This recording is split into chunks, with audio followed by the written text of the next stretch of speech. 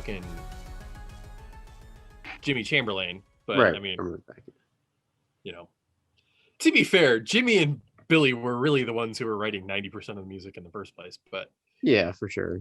Not everything. And it's a misconception that Billy wrote literally everything, because he didn't write everything. Is it true that he went back and he didn't like the drumming on all of Siamese Dream, so he went back and re-recorded all himself drumming? Not the drums. Oh. That was the only thing that he didn't re-record. No, he re-recorded almost everything for Siamese Dream that James Deha and Darcy played. Wow. Because and supposedly it was specifically Darcy that he did the majority of the re-recording for. Ooh. But he told everyone that it was also James, so he wouldn't hurt Darcy's feelings. But she knew, like fucking band politics, man. seriously. I mean, I saw the Smashing Pumpkins when they reformed in 2018, and it was legitimately one of the most incredible shows I've ever seen in my entire life. Yeah, I wish I had money back then, or just. I mean, I didn't have money. And yeah, I wish I was stupid enough. Yeah, I wish I was crazy enough to throw it all on a credit card, or maybe I didn't even. Well, and you know what day it was? Huh? The 26th of August. Isn't that your birthday? No, wait, your birthday's 2 days before my birthday, but right, sure. And it's also 3 days after yours. Yeah. 4 days. Whatever. 4 days, yeah. 22nd, not 22nd, yeah. Yeah. But yeah. Yeah, that would be a fun one. If I could go back, that would probably be one of the big. They'll be doing. They're about to do a massive re-release of Machina 2 and Machina 1 together. Mm-hmm. And so they're probably going to tour in support of that. And he's also said that they're doing a follow-up album to Melancholy and Machina. So Melancholy and that totes infinite sadness.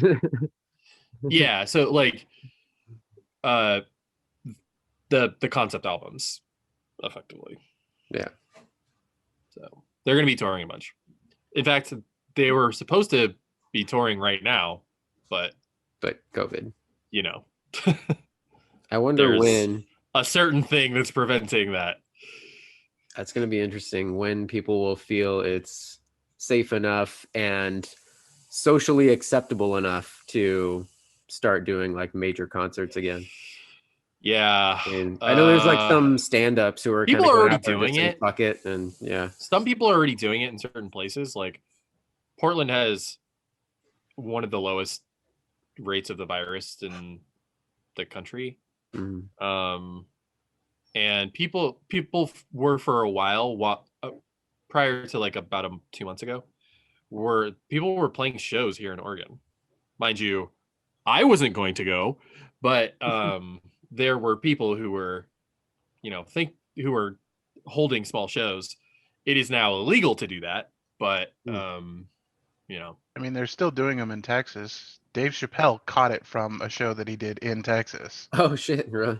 Yeah, so I've been out a couple times, literally, like, well, okay, maybe not. I've been out recreationally in public, like maybe 5 times since the pandemic started. Mm-hmm. And every single time I'm not enjoying myself, really. Because I feel so guilty about doing it. Mind you, I'm taking a lot of precautions that most people aren't, in that I'm wearing a mask 95% of the time, even if I'm with somebody or one other person. Yeah. And that's it. I've only gone and hung out with like 1 or up to 3 people. And each time I do it, I feel really guilty. But monster, you're part of the problem. The last time I saw somebody that wasn't a delivery driver was in November. Before that was May. Well, Can you guess when the last time I put gas in my car was? Dude, you got to start your engine. when I you had no, I do. I Okay. your battery's gonna die. I go get fast food every 2 weeks just to make sure to run the Okay. car for 15 minutes. But can you guess when the last time I put gas in my car was? when you went to the office to pick up your work from home computer. Yeah, you're right. You're right. That was March of last year. Holy shit. It's amazing. God damn. I don't really have that option because like I had a girlfriend and I live with my sister now. So like I see people pretty frequently. And also Portland is not Southern California in terms of the virus. Like Yeah, we have the least infection. We have the smallest infection rate of any state in the country. wow. And we have the most just in Southern California. Oh, Even if you exclude the rest of the state, we're still number one. yeah. Los Angeles a couple Sundays ago had to lift the restrictions on air pollution just so that crematoriums could be allowed Dude, I to saw continue that is fucking cremating the amount of brutal. bodies that is are stacking up. brutal. Yeah, It's so fucked up. it's fucking. That is literally nightmarish. I Yeah, mean, that's that's literally apocalyptic- nightmarish. That's disaster movie nightmarish. Oh my god. Ew. You know, I'm feeling a little feisty tonight. We have margarita mix left in the fridge. Oh damn. I'll be right back. Yeah. That Is sounds that good right Trader now. Joe's shit? No, it's I Just don't the remember. basic You ever- Jose Cuervo stuff. Yeah. Do you guys know what I'm talking about? The Trader Joe's mix in a bottle that you get from TJ's? I don't shop at Trader Joe's much. There's only like one near here, and it's like a 30-minute drive. They have surprisingly good deals on beer and wine and stuff. They're not bad. Yeah. Like they have this. It's I can't remember. It's a pill. Is it a pilsner or is it a lager? It's a lager that's 6.7%, and it's $3.99 for a 6-pack, and it's actually not bad tasting. It's like legitimately a good beer, That's and a it's decent deal. $3.99 for a 6-pack. Highly recommended. It's called Simpler Times, something like that. Nice. Hey, Meg. Hi. So Meg? tell us about your Stardew Valley adventures. Well, I just hit winter year 1 after maybe 3 days of playing. And I've got Sounds a like Last of Us. girlfriend now. So I'm working on Who'd you the Winter choose? year 1. Who'd you choose? Abigail. Of course. She is number one best waifu. Yeah. Well, I hear she takes care of your animals and shit. So I figured that would be nice to have. So yeah, I'm just working away and it's such like a grind, you know. And I love how mindless it is. So Yeah. Which farm did you choose? I chose the monster farm, of course. That's actually one of the newer ones that was just released in the last 2 or 3 patches. Yeah, I was like Monster Farm. I haven't heard no Monster Farm. I heard that. Mind you, I haven't picked up Stardew Valley on my Switch since I think 2018. Oh yeah, probably. they've had like 2 or 3 major big patches since. Yeah, dude, that then. dude, and isn't it just him, or It's there's just like a single dude, but he did sell the rights to the console development to another developer. So so the Switch version, I think the So Switch he version. develops the content, and then other people port it to the various platforms. Yes, exactly. Okay. So the Switch version is done by a different company. That's why the patch. Because I was gonna say, like how can the fuck can he do all those different editions at the same time? Yeah, I don't The answer know. is he doesn't. Yeah, I don't know what any major differences are with the different farms. I think it's mostly just the layout, and like one, you get more foraging opportunity, another one is more fishing opportunity. This one, I hear it's really no different because monsters appear on all of the farms. No. Oh no. They don't. No, just Okay. this one. So this one, the monster farm has the monsters at night, where the other farms do not have monsters at all. Gotcha. And honestly, they're not that big of a deal, so I don't mind. No, they're literally there just to farm the monster mats. Yeah, and now that it's winter and I can't grow anything, I think I'm going to start trying to plan out how I want my farm to look because I'm starting to get into that building phase. I've already built a chicken coop and I'm working my way on up. So what level are your tools? What material are your tools at right now? I just started on silver, I think. Okay. Or iron. You mean iron? Yeah. Iron? Okay. Yeah. So make sure you get your watering can up as high as you can get it, either iron or gold or even iridium if you can. You always want to do that during the winter because there's no planting, so the best time to do your hoe and your watering can is during the winter. Yeah. Best time to do your hoeing is during the winter. And well, you got to keep warm somehow. I mean. Yeah, and I just reached level. Yeah, I just reached level 40 in the mines, so I can finally start actually mining the iron that I need. Nice. Yeah. So that'll come quick. Pro tip: make bombs. Mm-hmm. Yeah, I started doing that. I've been mining in the mine bombs and candles because the coal miner. I noticed those dark Kirkland's spots signature. get difficult. Kirkland's signature. It's actually funny enough. It's probably the best hard seltzer I've had in terms of all around. Diet Mountain Dew. Diet Mountain Dew. Wow. True gamer, Todd. You need Funyuns to go with that. That's what I call a real gamer move. Mm-hmm. Now they have flaming Funyuns, which are fucking delicious. Oh yeah, those are my favorite. Oh my god! Don't tell me about that. Oh, don't tell me about that. Some kid in my art class. That's not information that I can have. So you can have super sexy onion breath and a butthole on fire. Some kid in my art class was eating them for a break, and I saw it, and I was like, "Oh my god, I gotta try that!" And that was like the worst decision I ever made because I fucking love them. They're so good. She had the Requiem for a Dream montage, the dilating pupils, and I'm gonna be on TV. I just have to find out when. Yeah, I'm gonna be on the show. The pro gamer move with that is take the bag of hot Funyuns and then get a bag of the jalapeno cheddar Cheetos and mix them. There you go. Damn it, Todd. Have y'all watched Fear the Walking Dead?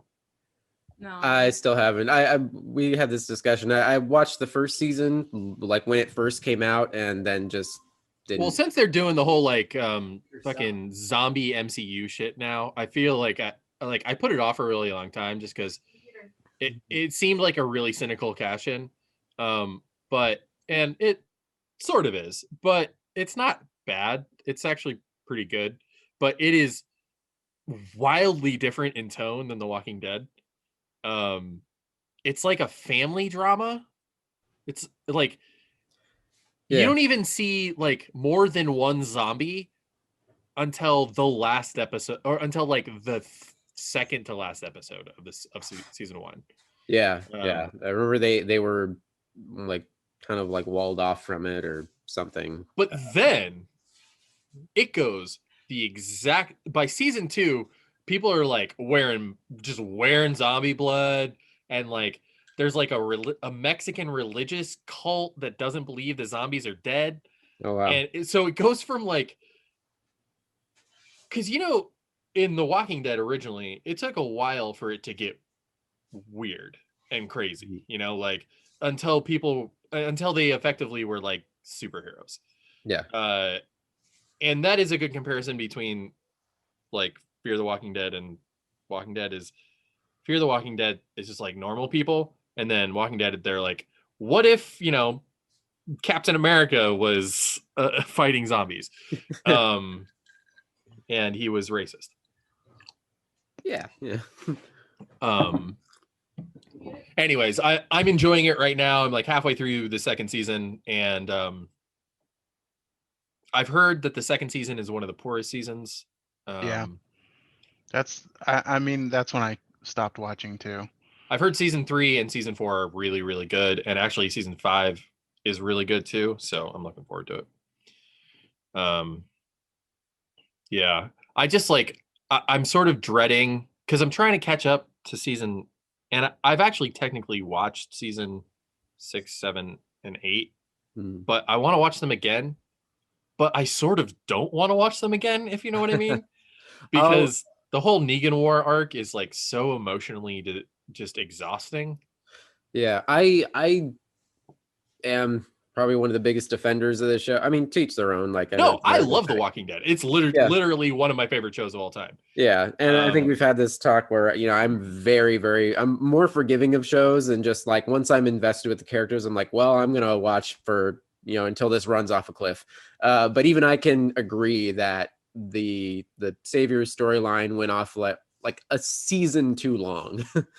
I don't even think that it's too long. It's just that it at times it gets grimdark in a way that is like, yeah, it's not even fun to watch anymore. It's like it. I think I might actually be getting PTSD from watching it, and I'm not even joking. I'm like being serious. Yeah, Glenn was really rough, and of course that was issue 100 of the comics. Yeah.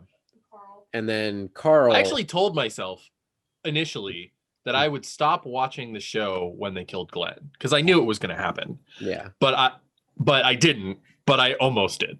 Yeah. Carl felt completely unnecessary. That was total and utter bullshit. I don't understand why the fuck they did it. I'm guessing it had to do with money. It was money and a conflict between Chandler Riggs and I think Scott Gimple. That's a shame. Well, fuck Scott Gimple for first off, but all I've heard is that he's just a fucking nightmare to work with. Yeah. Oh well. Anyway, well, welcome to Getting Off Topic, everybody. Welcome. Oh wait, have we been recording this whole time? Always, every time. Okay. Byron just always assumes. I forget. Yeah. Well, okay, so we just talked about. I mean, Walking Dead is within our purview, so I guess. I tend to like when we first get to chatting, I usually like hit the record button, like just in case we land on something like decent conversation, and not just like sitting here with our thumbs up our asses. I mean, there was some good stuff in there, some good Stardew Valley talk, and Stardew Valley for sure. So sorry.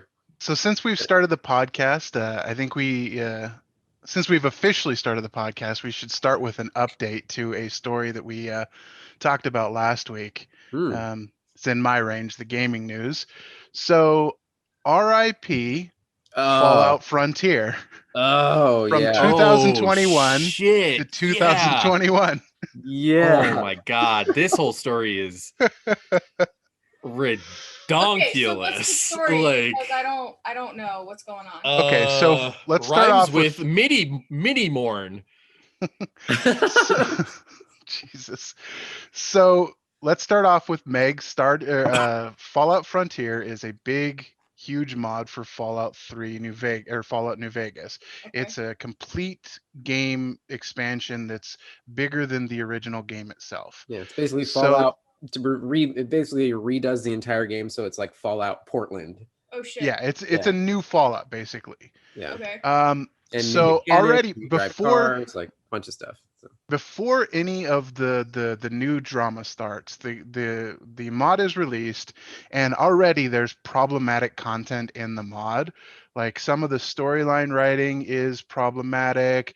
There's issue with a barely legal sex slave. There's Deathclaw rape scene. What? How did this even get passed? There's like it's there's a mod. Like a sexy lizard girl. Yeah, there's yes. Yeah. Okay. There's sexy lizard people in there. There's all kinds of like problematic content already. God. Like so they did some great things with the scripting and the new features they did, but the storyline writing team was weird and out there. And the sexy lizard people is acceptable. I'm sure Kirk I've heard that some of the writing. I've heard that some of the writing, especially the non-main storyline, the not NCR storyline, is good. Like I've heard that the two smaller campaigns are much better in quality in terms of the writing. Okay. But nobody will ever see that now because the mod is officially dead because one of the minor artists, but his work is spread throughout the entire game, So was found to so he was a have. minor. He was a minor when he started working on it.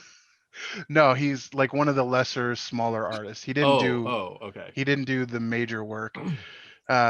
Speaking of minor, had some drawn artistic porn of pedophilic content Oh, on his alternate deviant art page. Ugh. oh, jeez.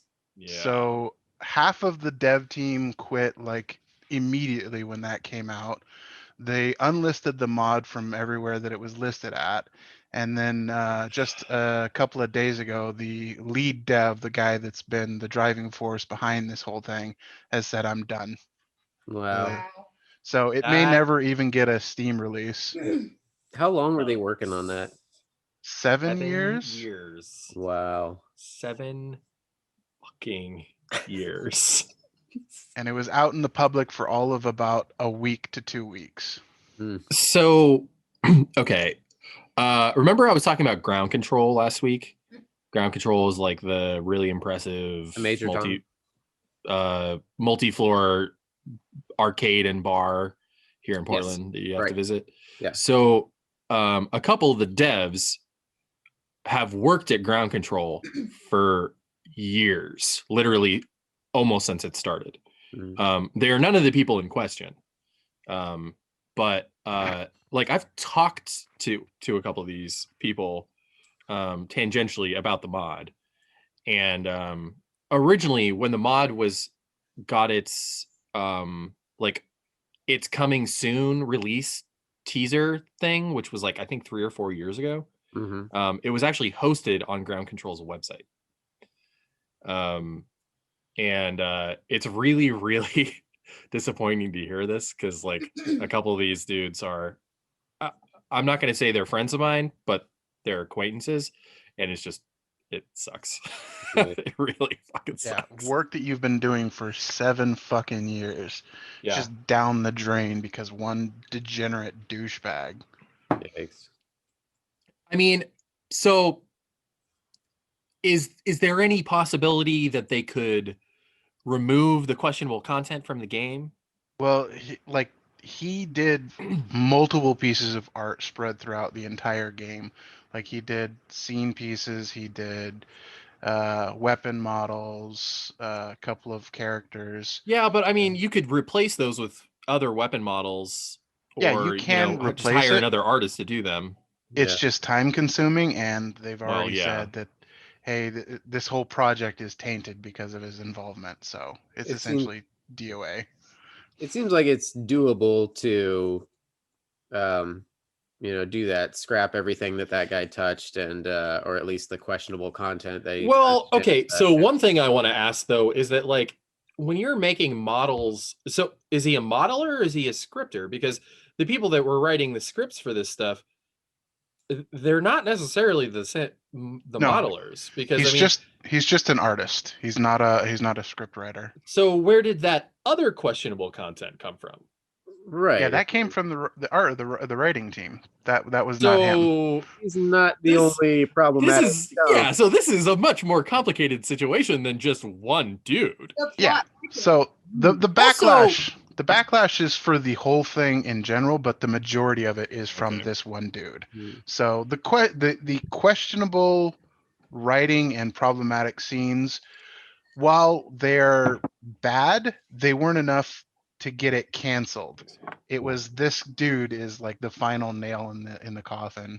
Yeah, and you can't really disassociate that already, skirting the line content, and then combined with the idea that, oh, this dude, this scumbag was a part of it as well. It's like just burn it all, nuke it all from orbit. Ugh. All right. R.I.P. Fallout Portland. Yep. Jesus. So no new Fallout content until Fallout 5 or New Vegas 2 comes out. Well, that'll be fine because as since we're talking about gaming, I mean, Meg's been all up in Stardew Valley last couple days. I've been looking at my Steam list to see what little mini like pixel art games or whatever won't make my current laptop explode.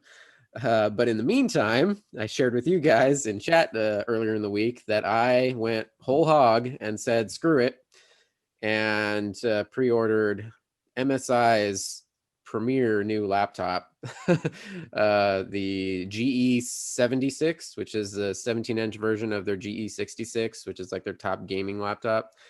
Has the RTX 3080 in it. Mobile edition. Yeah, mobile edition. But either way, yeah, I'm gonna have some fun times with that for some time to come. When's the delivery date? It's on pre-order. It hasn't even released until the 5th. So oh, okay. So you got at least another week and a half to 2 weeks to wait. yeah. But yeah, I mean, you'll be able to play pretty much anything for the next 3 to 4 years on that. Yeah. Maybe not 4, but 3 definitely. Watch, I get it. I open it up. I get it all loaded up, and I just play a bunch of point and click adventure games. Well, I mean, that's like everybody that builds a computer now. Like you custom build your rig, and the first thing you fucking load, Minecraft. I mean, every like 5 to 10 years. Thank you very much. Every 5 to 10 years, I got to go back and play Day of the Tentacle. I have to. What about Yoda Stories? Oh I God, never played Yoda Stories. Oh, Yoda Stories is. It was good. Yeah. I need well, my actually, new so rig it's build- actually a pseudo sequel to Indiana Jones Stories. All right.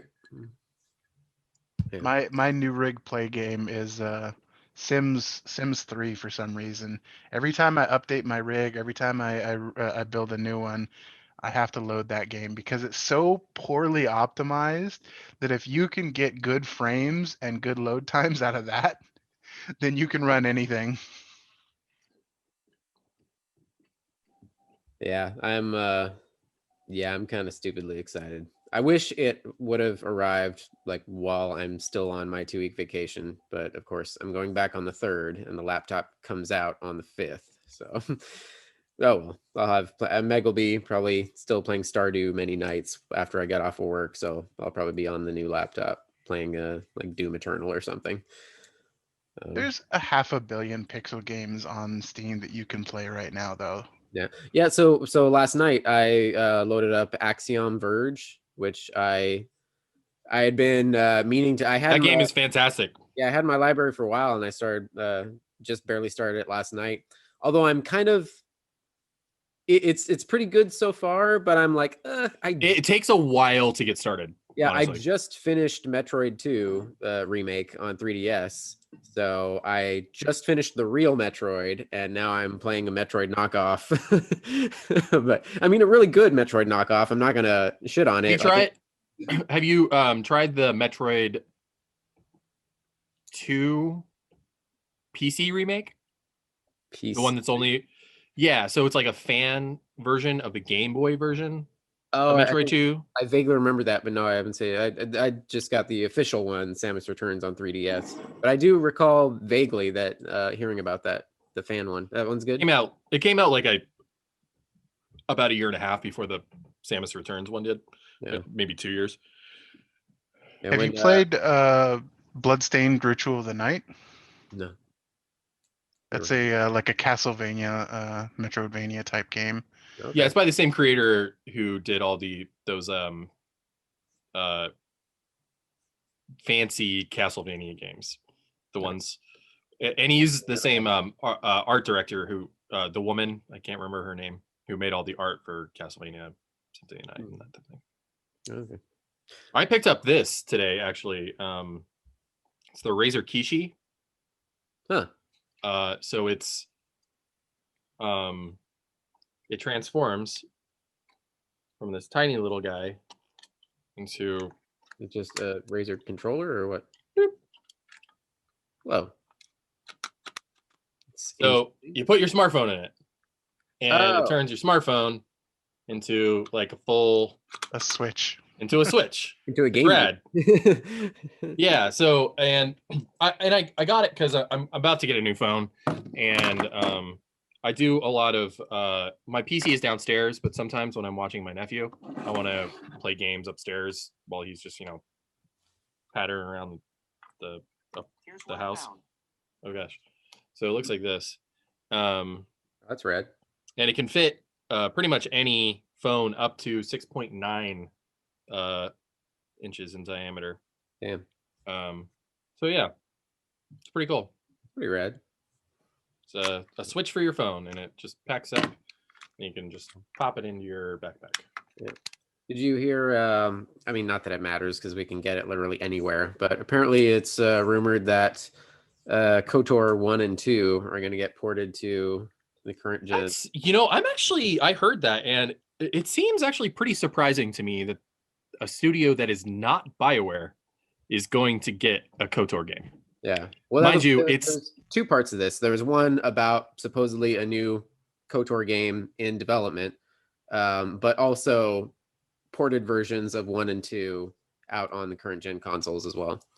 Well, Obsidian did too, so it's not out there that another studio is going to do it.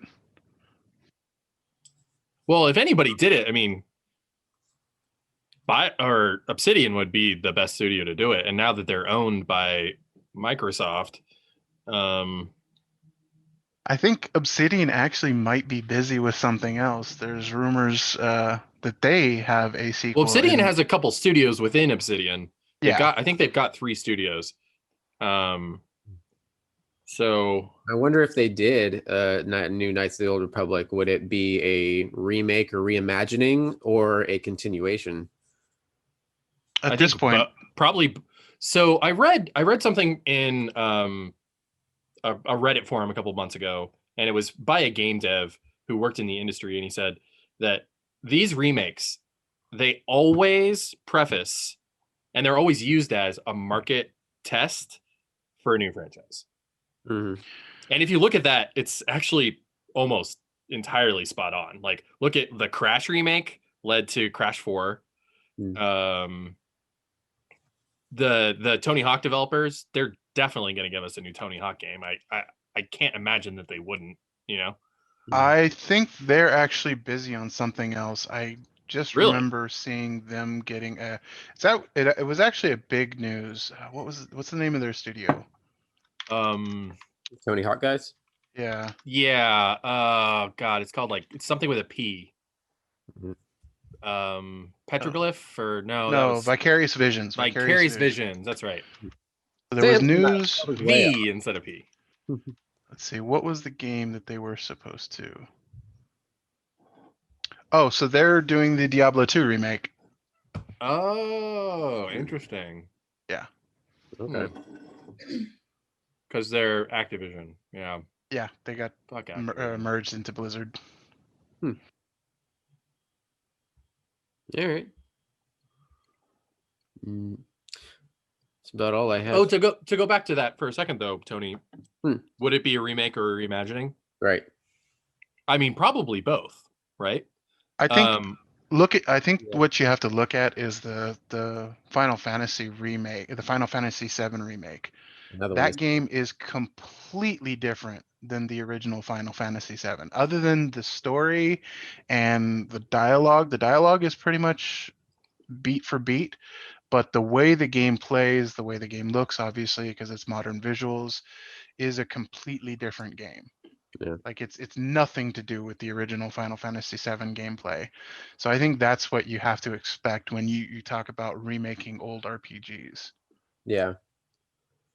Especially for such a beloved game like KOTOR, like people are really precious about that stuff. Yeah. I will say, I don't think it's and I might this is close to blasphemy as anything could be. KOTOR is good. It's really, really good. But those BioWare systems are so well worn at this point. Oh, they're completely dated. They're so dated. And the game design logic behind it was, they literally just took the exact same game design philosophies that they had on like Icewind Dale and those era of games. Well, it's built off Baldur's that same Gate. engine. Yeah, Baldur's Gate. Like, it's essentially a Star Wars D&D game. Yeah. And they were still using like almost literal dice rolls for the computation. You know? Oh, they were. It's not almost literal. It was. Yeah. In fact, I think if you plug in some developer codes, you can actually see like the D numbers pop up above them when you take a hit. It's not just that. It's like if you look at the skills in your skill tree, it tells you the D rolls that you get for those skills. Yeah. So it's literally using dice rolls. It's D&D Star Wars version. So last thing about BioWare real quick. I saw something very interesting literally about 2 hours ago. Okay. It was a tweet from a Mass Effect developer that said, we only have a week until the full trailer drops for Mass Effect Legendary Edition. So next week we're getting a trailer. I was really concerned. I was like, we got like a month and a half left until the game releases. We haven't seen any gameplay footage at all. Is that exclusive to any game store, or is it going to be a Steam release? I think it's. I don't think there's any. Oh, you mean the trailer? No, the game. Is it console? I don't only? think there's. No, it's for PC. I think it's a multi-plat. Yeah. Okay. Except for Switch. I'm definitely gonna play the shit out of that off the new laptop. And so in the same tweet, he also said a lot of work has been done on one. Oh, and not just graphics, but systems and gameplay. He even said. Nice. And this was directly from a developer, so I'm guessing we're going to get a lot of adjustment to the shooting mechanics, the loot system. I personally actually didn't. I know there are some people who love the loot system in one. I am not one of those people. Wait, are you referring to like actually loot picking up inventory from people, or like the mining system thing? No, like the like how the way you deal with your gear. It's much more like a like a classic RPG, like right. Baldur's Gate, with a than just like a weapon wheel.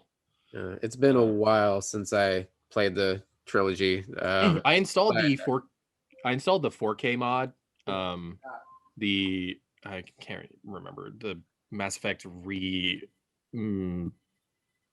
remastered upgrade project or whatever it's called. A couple of years ago, and it looks. I mean, the funny thing about this is that you can play a 4K version of Mass Effect on your PC that looks incredible already because fans have been modding it. Mass Effect Legendary Edition is, I think, something that the fans have been wanting for a long time, mainly because there are a lot of quality of life issues from the first, specifically the first two games. The first game, and absolutely the first game that people have been like sort of begging with, like you have to use a controller, which I think is actually the best way to play the game. On PC, you have to install a mod. There is no controller support for the first game. I don't even think there's controller support for the second game. I honestly, I did keyboard. Oh, sorry. No, that's it. No, I played the original trilogy all on PC, and then I played Andromeda on the PS4, and both felt fine to me. But yeah, I think. Well, I just mean that it's not a Twitch shooter. You don't need accuracy because it's based on it's got light RPG mechanics built into the shooting anyway. So, right. So it's not something that those types of games I prefer to play on a keyboard almost exclusively, mainly because of analog control for movement.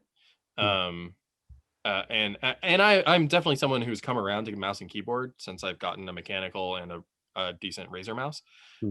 But there's still games that I refuse to play on a mouse and keyboard just because they don't feel very good. Like State of Decay 2 right now. Like I can play it with a mouse and keyboard on PC, but it's not a better experience. The controller is a far, far, far superior experience. Yeah. And there are just certain games that are better. Yeah. Todd? I'm a mouse and keyboard purist. I will take a mouse and keyboard over a controller on any game. Doesn't matter what the game is. Really? Any game? Any game. Even like I don't know. Horizon Zero. Even Star Trek Online? Oh, absolutely. Oh no. Absolutely. The And keyboard console. the Like, keyboard controls are garbage. The controller when I found out that you could use a controller for Star Trek Online, my abilities in that game jumped about 600%. But if you customize, if you're using the default controls, then obviously it's garbage. But yeah, if you customize, even on Star Trek Online, like I'm also someone who doesn't like to go in and customize controls too much, just because no. I don't have the patience to macro everything. You know, I don't want to spend 30 minutes selecting exactly the keyboard shortcuts I need to be able to do something. I want to be able to pop into the game and start playing. Every time I reload World of Warcraft after not playing for 3 to 6 months or a year or whatever, I have to redo my UI. I spend on average a half hour per character reloading that UI. I am absolutely you have to customize everything. Like the first thing race. Pretty much. The first thing I do whenever I load any new game is go to the options, check the graphical settings and all the options, and then go to the keyboard controls and make sure the keyboard binds are good and make sense. Believe That's me, first thing I do. I appreciate the fact that you can rebind controls, and I think that in terms of accessibility, that's something that needs to be available in literally every game. Not like almost every game. Literally every game should have accessibility options for mapping. I think most games now do, with the exception of maybe a couple of like low mobile games and stuff like that. Like mobile games and like low team indie games like Stardew Valley or something where their controls are like about the artistic expression of like it's about the lack of control, you know. Exactly. Yeah. I think there's a game that I picked up, Kingdom. It's a little pixel side scroll type game. It's literally just 2 buttons. Like the entire game is 2 buttons. Yeah. You go left and right and you press 2 buttons. Or like Kick Punchers, you know, Kick Punchers is literally 2 buttons. So, well, okay. So I bring this up partially because I was playing Metal Gear Solid Substance on my stream the other night, thanks to a suggestion by Tony. I fucked it up and only managed to have my headset audio, and the game audio was completely missing, which was very frustrating because it was a pretty good stream. But I found myself, and this is something that I've always had issues with, specifically with the Metal Gear games, is the controls are fucking awful. Not great. They're not great. They're not great. They're especially for the era. Like, I know that like we take a lot of these control styles for granted because now they've all sort of just worked themselves out. But there was a period of time from like 1998 or like 97 to like 2003 where controls were not as standardized as they are now. And so there are control mechanics in Metal Gear Solid, because that's like a 2.5D game with first person elements to it. The controls are not very good. And I was talking about it in my stream about how the controls fight you in a way that is not supposed to be a part of the themes of the game. The game is not about like the lack of control, you know. We're in like a game like Silent Hill 2 where the controls very much are a part of the feeling of hopelessness and frustration and powerlessness. Metal Gear isn't really about that. It's almost the exact opposite. It's almost it's a commentary on power fantasy, but the controls don't reflect that really at all. And it was just very frustrating to every time I wanted to do something, I always got on the ground and started crawling. Oh my god, it was so frustrating. Wait, no, this is in 2?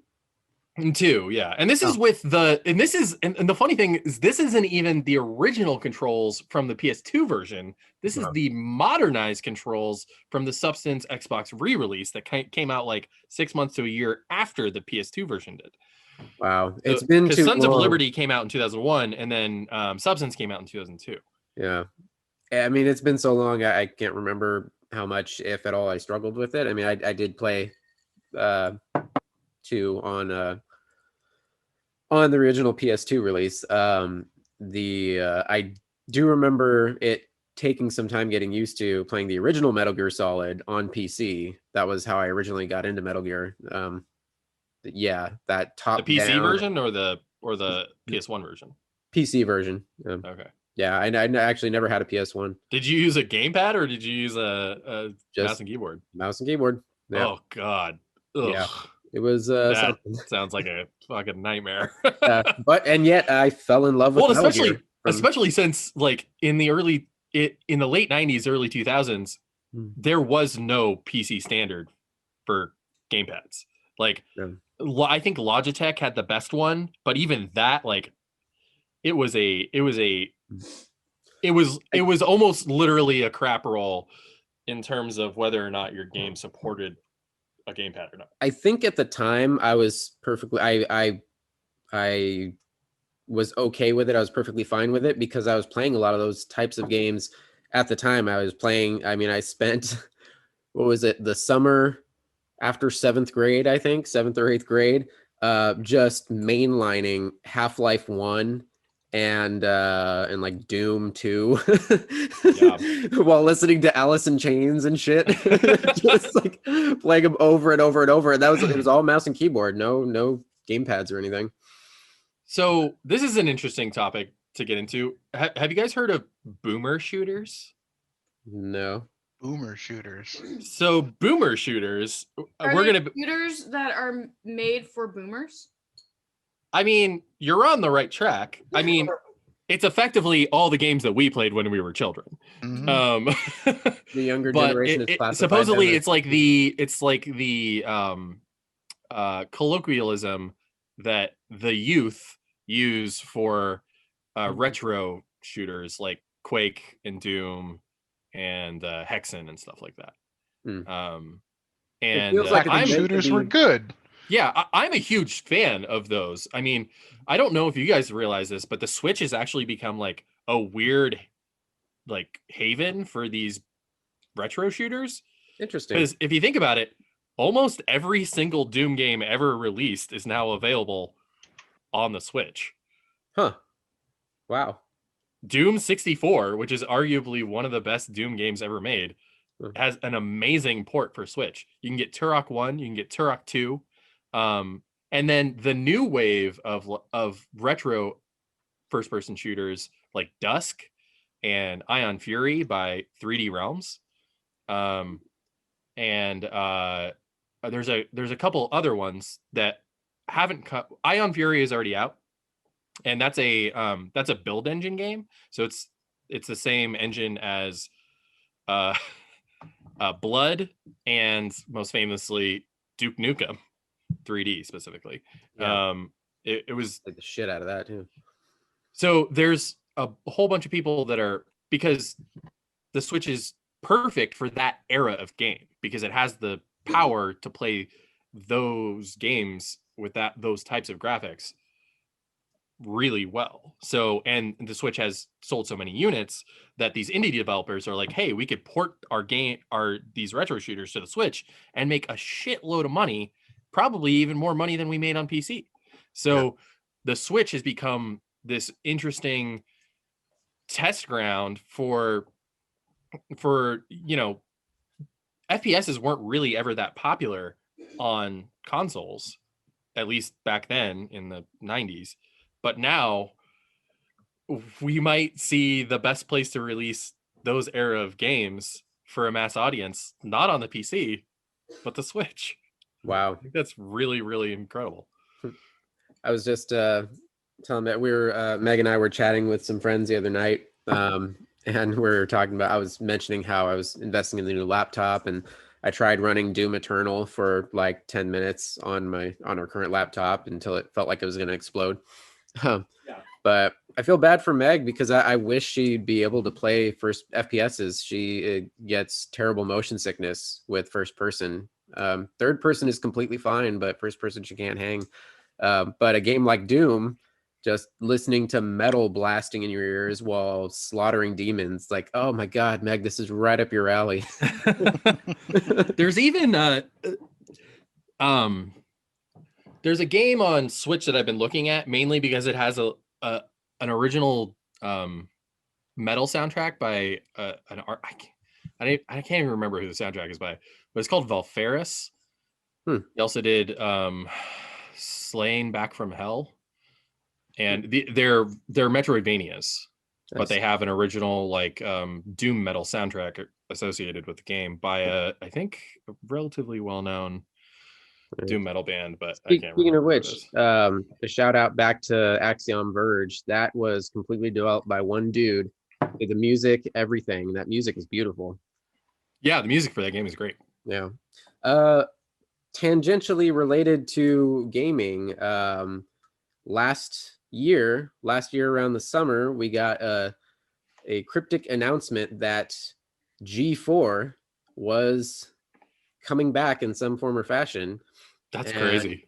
And now we got the news, more details. They're working on it. They said at least 2 projects, Return of Attack of the Show and X-Play are set to come out this summer. Fuck yes, finally. So I think that's interesting because a couple of years ago, what's his name? Adam Sessler. Adam Sessler. He stopped doing game reviews for the publication that he was working for. And it was because he said that he was about to join a really big project. But mind you, I think this was like 4 years ago. Yeah, he was working on the Friday the 13th game. Oh, which one? It's the party game where you play as the killer and then a bunch of people. Okay, so that game is actually pretty good. Hasn't that been really liked it? Abandoned now by the developers? Yeah, there was another game that was very similar to it, and that one was better. So that Dead by Daylight. Dead by Daylight. Yeah. Right. That one got the audience. You know what's funny? I actually I prefer the Friday the 13th game. I haven't played either one. I'm not a big fan of Dead by Daylight. I don't like the gameplay. I think gameplay is I didn't care for either. Bad. Not my style. The Friday the 13th game is more I think the gameplay is less shallow than I also like the graphics situation that's going on. I just don't like in Dead by Daylight. You've got these these arenas, and I don't like it. So he was working on the Friday 13th. Okay. He was on that team. So pretty much all there's only been little bits of information so far. It's under Comcast. They haven't said where you'll be able to watch G4 when it does relaunch. Wait, it's on Comcast? I think Comcast is the parent company. Okay. It's subsidiary of NBC Universal, which they originally shut down the network in 2014. And I think it was only 2014 that it shut down. Yeah. Whoa, that's weird. It feels like it was so much longer ago. It feels longer ago. Yeah. I thought it was like 2012 maybe or something, like when we moved up to Orange County, but I don't know. They haven't stated where it's the new content is going to be launched. Some people are thinking, well, seeing as the corporate structure probably land on like Peacock, that the NBC's like pseudo free service. It's like, oh, we give you a taste for free and then you have to pay for more premium content. Yeah. I did their free 1 week trial just so we could watch the latest season of AP Bio, and then I canceled it. But we'll see. And there's definitely just not enough on that service yet for us to invest in a monthly subscription for it. Yeah. But definitely a lot of the original crew is coming back with it. They are hiring new talent as well, probably to be the leads on the new things. Oh yeah, supported by the old crew. Didn't what's her name say that she's coming back? Uh, Sarah Underwood. no, Something the Munn. X-Men. Olivia Munn? Olivia Munn. Olivia Gunn, yeah. Maybe. I don't know. She has Didn't she say already that done things. She was on the reunion thing that they did for Christmas or Thanksgiving. Yeah, they had like a so- little Thanksgiving reunion thing. I think that I read that she was coming back, but So maybe I think the just only imagined two that. people that I haven't seen involved were Sarah Underwood and then Candace Bailey. Those are the only two people that I haven't seen at all. Candace Bailey has been effective. Lives in the woods now. Yeah. Well, she's a porn star basically. Like all she does is Effectively, yeah. porn. And Candace Bailey's been retired with a family since G4 went off the air. She hasn't acted at all. I think she was in like one thing. If we think about it, like that was what year did G4? Because it was Tech TV before, and then it became G4. When did G4 become a thing? What year was it? It had to have been late 90s, early 2000s. It was early 2000s because it was Tech TV. I remember Tech TV when I was still in high school. Yeah, I used to watch 2002. What's the Tech TV show? Was it not Attack of the Show? It was those two guys, It was Kevin Pereira and somebody else reviewing tech gear, basically. Yeah, Tech Gear. I still occasionally. I think it was Tech Gear. I think that was the name. Yeah. Well, G4 they have a channel, and I watch their YouTube channel occasionally, and they're still doing it. Well, 25 years later. It officially became G4 in 2002. Okay, that makes sense. 02 to 14. But yeah.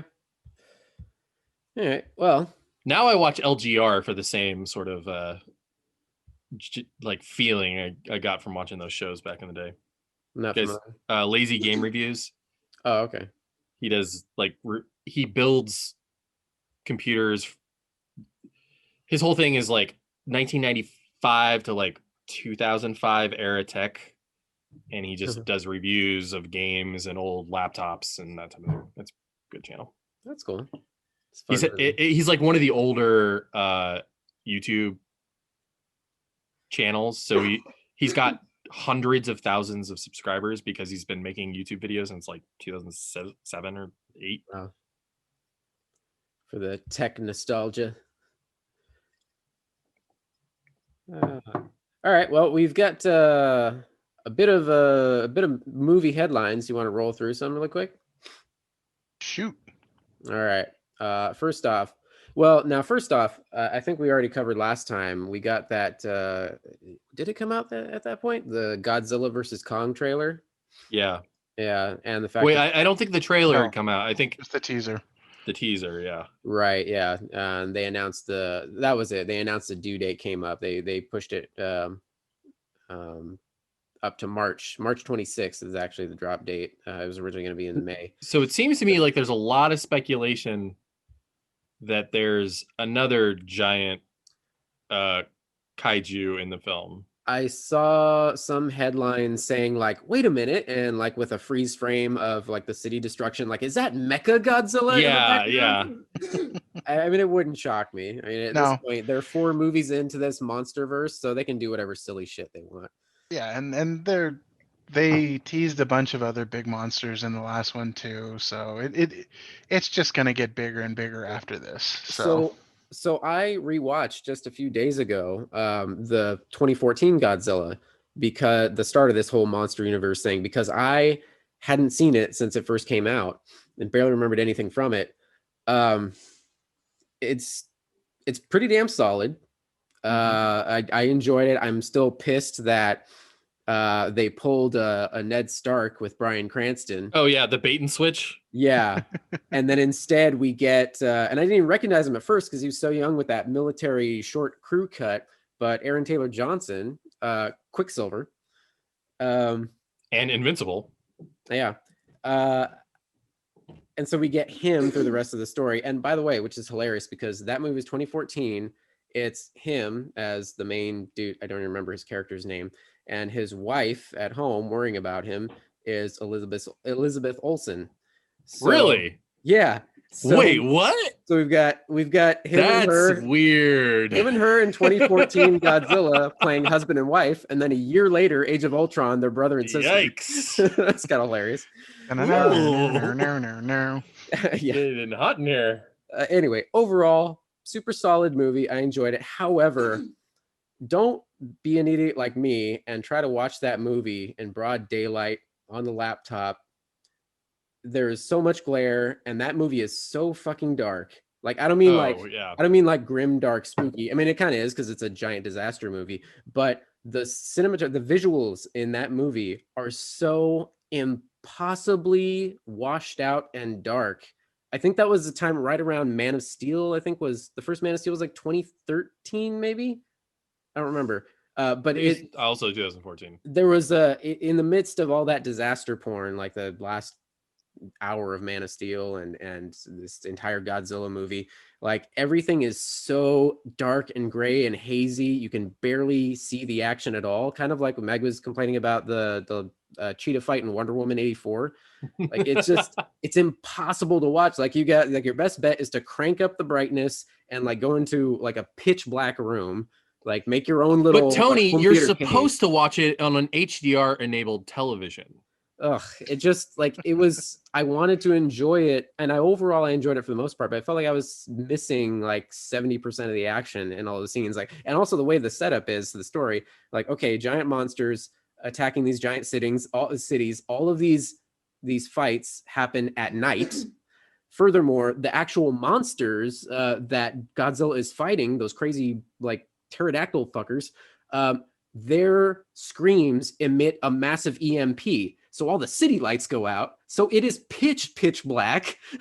Like, and then because of the disaster porn visual effects, it's like, oh my God, yay. There's a dust cloud covering everything that you might have even had a chance of seeing. So it's like, fuck, like I can't even see the giant monster fight. So remember a couple weeks ago, I mentioned that there was this movie called Monsters from 2010 starring Scooter McNairy. Yeah, a little indie the little indie ultra micro budgeted feature. Yeah, I enjoyed that. Same director. Gareth Edwards. Gareth Edwards, who did Rogue One and Godzilla. Yeah. It just felt like that particular time, like 2013, 2014, the trends in visual effects for those big disasters. Well, don't worry. In Monsters. In Monsters, you never see the aliens at all. Yeah. So, but that kind of worked for that. It was meant to be. I mean, it was such a low budget. You kind of understood in the back of your head, like, okay, they can only show so much. But in effect, it helped with the dread. It felt like the first alien. $10,000 was the budget for that film. Yeah, and it helped with the dread. It helped with the feeling because you barely see. Y'all ever tried to make a movie for less than $10,000? Because I have, and it's not very easy. Yeah. So yeah, but anyway, I overall enjoyed it. And then the next one in the series is, of course, Kong Skull Island, which I fucking love the shit out of. How could you? You know, I really didn't expect to like that movie very much, and I have to say that I didn't love it, but it's definitely the type of movie that back when I was like 17, 18, 19 years old, I would have gone to see in the middle of the day on a day off from work, and came out of the theater and would have been like punching the air and then gone to the comic book store. Yeah. I think we all know the type of day that I'm talking about. Oh, the Mallrats type of day. Good old Mallrat days. And he's back on the escalator.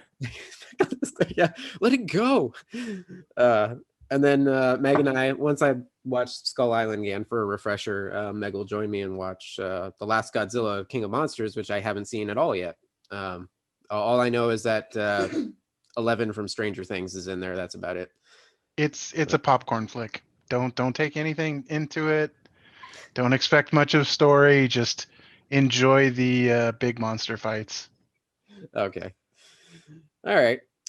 Speaking of, this dovetails into news of apparently a couple new animated series, or specifically anime-styled anime series is what they're talking about, for Skull Island on Netflix, as well as Tomb Raider, which is supposed to tie in with the entire reboot trilogy games. It's supposed to take place shortly after those.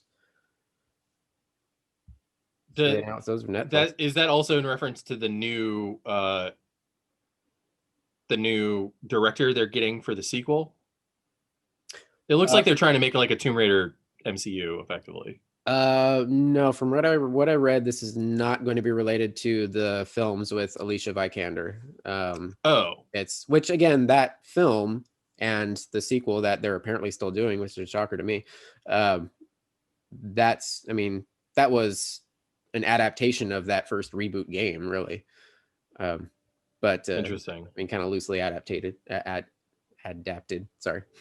But yeah, Tomb Raider and Kong Skull Island gonna get an anime treatment on Netflix, and I think one or both of them was the same. Seems like Netflix is really doubling down on the gaming adaptations. Yeah, well, because Witcher has been so incredibly successful for them. Yeah, and Skull Island is going to be produced by Powerhouse Animation, same studio that did the Castlevania. Series.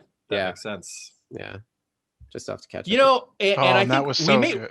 We may have touched on this a little bit in a previous episode, but I am really surprised that it's taken this long for good video game adaptations to come out for like mass consumption. Yeah, it's the old studio effect of they'll eat any old garbage up, just slap the name on it and shit it out there. Yeah, but I'm loving it. That's finally going away. Yeah, and I'm for sure loving the animated series. I mean, I would love to see more live action video game adaptation series, which we're going to get The Last of Us, which is going to be great. But I've been saying this. The funny thing about The Last of Us is it's almost the least relevant in terms of a need for a live action adaptation, because the games are so cinematic in and of themselves, right? That it's almost like it's covering territory that's already been covered, Yeah, it's hard to imagine how they can improve upon that. Exactly. Yeah. I would definitely agree. I mean, I would love to see like a Mass Effect. It definitely does have one of those worlds and universes that is deep enough and there's enough there that it could be adapted really well. But I mean, so is Mass Effect, I think The Witcher changed things. And supposedly they're still making a sequel to the Assassin's Creed movie, which I don't know if any of you saw it, but I saw the box office numbers. It was fucking terrible. Yeah. But it didn't. And this is the other thing, is that like the director of the Assassin's Creed movie, he directed an adaptation of Macbeth, or was it Hamlet? I can't remember. And I watched it and it was pretty good. And it was the same direct. He worked with what's his name? The star of Assassin's Creed. Michael Fassbender. Michael Fassbender. It was like part of a package. That's how they ended up working on both of them. But it could have been good, but the script was fucking awful. And it's again, over and over and over and over again, we get these situations where we get decent directors on these franchise films that work with the absolute bottom of the barrel screenwriters. Really just scraping the dregs off the bottom of the, and I just don't understand what the issue is. How does this continue to happen over and over again? Well, I think like Todd said, like so much of the industry was convinced that like, video games, it's just sell some bullshit just shit something out for the kids and let them have their fun, whatever. Until you get a property that proves that it can be an elevated art form, like something of quality of like The Witcher. And again, I say this because I say this while having yet even watched the fucking Witcher. I still have to get around to it. But the funny thing about The funny thing about The Witcher is that the show is pretty good. It's really not, fucking good. Come on. It's probably one of the top 3 or 4 shows that Netflix has put out in the last few years, because they've been releasing some I think stinkers. I think in terms of quality, it's like a B minus. But in terms of, the scope and everything and the budget, and yes, it's impressive from a technical standpoint. Qualitatively, I think it's largely irrelevant. Yeah. But what I'm saying is, look at how long it took for the general population to take comic book properties seriously. And video game adaptations have been fighting that same fight. And which is funny because I feel like certain the best video game franchises would work better as movies than comic books would.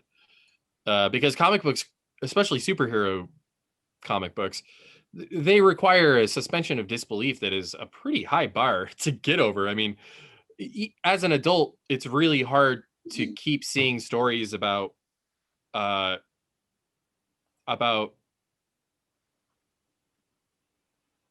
vigilantes and take it seriously.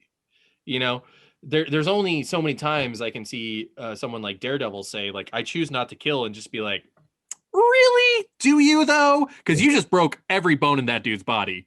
There's very little chance that dude is recovering. He's probably going to die of a heart attack. I choose not to kill only applies to named villains. That doesn't apply to the henchmen. You can murder all the henchmen you want. You just can't kill the named villains. And that's absurd. Like, from like at a certain point, and this was interesting because it was in the Batman game where Catwoman effectively is like, dude, what are you doing? You gotta kill these guys. Yeah, you gotta kill them. Oh no, I remember what it was. It was the most recent adaptation of Hush. The Hush adaptation, which was not good. It was not good.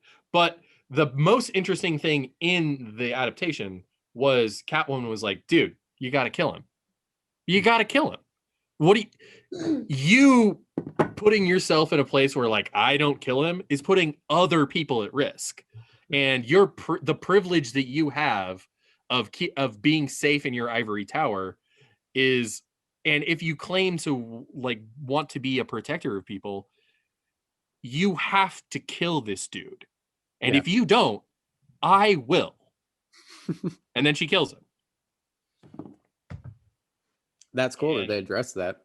Yeah, no, it's funny because I made a whole post about this because I'd had this epiphany. It was around the time that like we realized that Nazis were actually like a legitimate threat in our country again. What? And, yeah, and I've always had a really tempestuous relationship with nonviolence as an ideology, and I used to very vehemently believe in nonviolence as a tenet of my belief system. I no longer believe that nonviolence is the key to everything. I think quite the opposite. And that sort of came along at the same time. And I made this post on Facebook about how Batman is almost as mentally deranged, and even more so mentally deranged, by continuously fighting these villains and choosing not to kill them when they've literally murdered, in terms of canon, like the Joker has literally murdered like almost close to millions of people. So this actually makes me want to get off topic. Well, actually, on the same line, this reminds me, the other day I saw my old buddy Hector Navarro. Yeah, Hector. Twitter, and he did a little poll for everybody, like, hey guys, in your eyes, were Darth Vader and or Kylo Ren ever actually redeemed? And so the answer, you could say, like, yes, both of them were absolutely redeemed. No, only no. Wait, hold on. Here's the crazy part about this poll. So the answers were yes, both of them. No, only Darth. No, only Kylo. or none of them. Neither of them could ever be redeemed under any circumstances. And this brings up something that I've talked about this before. It's so bizarre how the switch flips in our heads of like, we can't wait to redeem our villains in fiction. Like in fiction, we give, and it's such a popular trope too. Yeah, it's like in all genre media. We expect. I mean, even right now, I'm guilty of it. Like fucking Negan. Negan is being redeemed. I love Negan. I love Negan. I'm watching Supernatural right now with Meg. We're in season 11 now, and fucking Crowley, Mark Shepard's fucking brilliant. But like within a few episodes, I know like, oh, you can't get rid of this guy. Like he's my new best friend. He's the king of hell. He's a literal demon who has slaughtered and tortured millions, and I love him. I can't like he's Michael. You know who started all this? Keep him around. You know whose fault it is? Huh? Fucking Whedon. Yes, it's all Whedon's fault. Yes, you're absolutely. He started doing this anti-hero, this not even anti-hero, like straight up villain redeeming in Buffy. And literally Angel becomes we just expect it now. Character. When we see a charismatic bad guy, like, you know what? We're gonna be best friends with this dude, or at least frenemies within a season or two. We just know it. It's nuts. It's ridiculous. Yeah. So I looked up the poll again. So the answers are interesting because the top answer was yes, both of them were redeemed. Vader and Shyla. Yeah, 37.9%. And we wonder how we got Trump. Really? The next popular answer, 28% said no, neither. Then 27% said just Vader. And then in dead last place, 5% said just Kylo was redeemed. So no one said, wait, how many said neither? 28%. So the very top was 37% said yes. Both that feels about right in terms of how many people are sane in this goddamn world. And then a bit below that, 28% no, neither one of them redeemed. Then just under that, just Vader was redeemed, and literally 5% only Kylo. But no, both of them. Vader is effectively space Goebbels, so they both slaughtered literal billions, like planets worth of people. Probably more. Yeah. But yeah. But we love them. But we gotta put a little flower bonnet on their head and say you're besties now. It's nuts. And yet in real life, God forbid we find a tweet from 10 years ago. You are the scum of the earth. If you said anything a little politically incorrect 10 years ago, and you're going. Do you think the Star Wars universe has its own version of the banality of evil? The banality of evil. Did somebody write the banality of evil in Arabesh? Arabesh. Oh, that reminds me. I saw maybe I'm the last person on the internet to know this, but I thought it was really cool.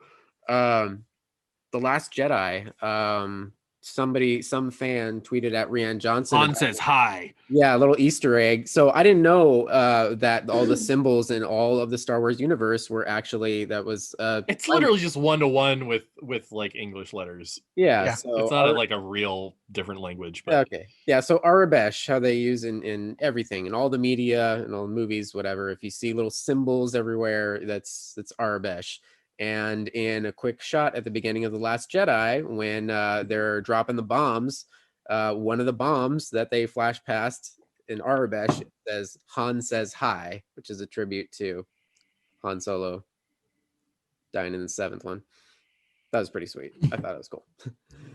Why do you think Harrison Ford hates Star Wars so much? I don't think he does. I think it's all just an act. Yeah. Yeah, I think he. Who gives a shit?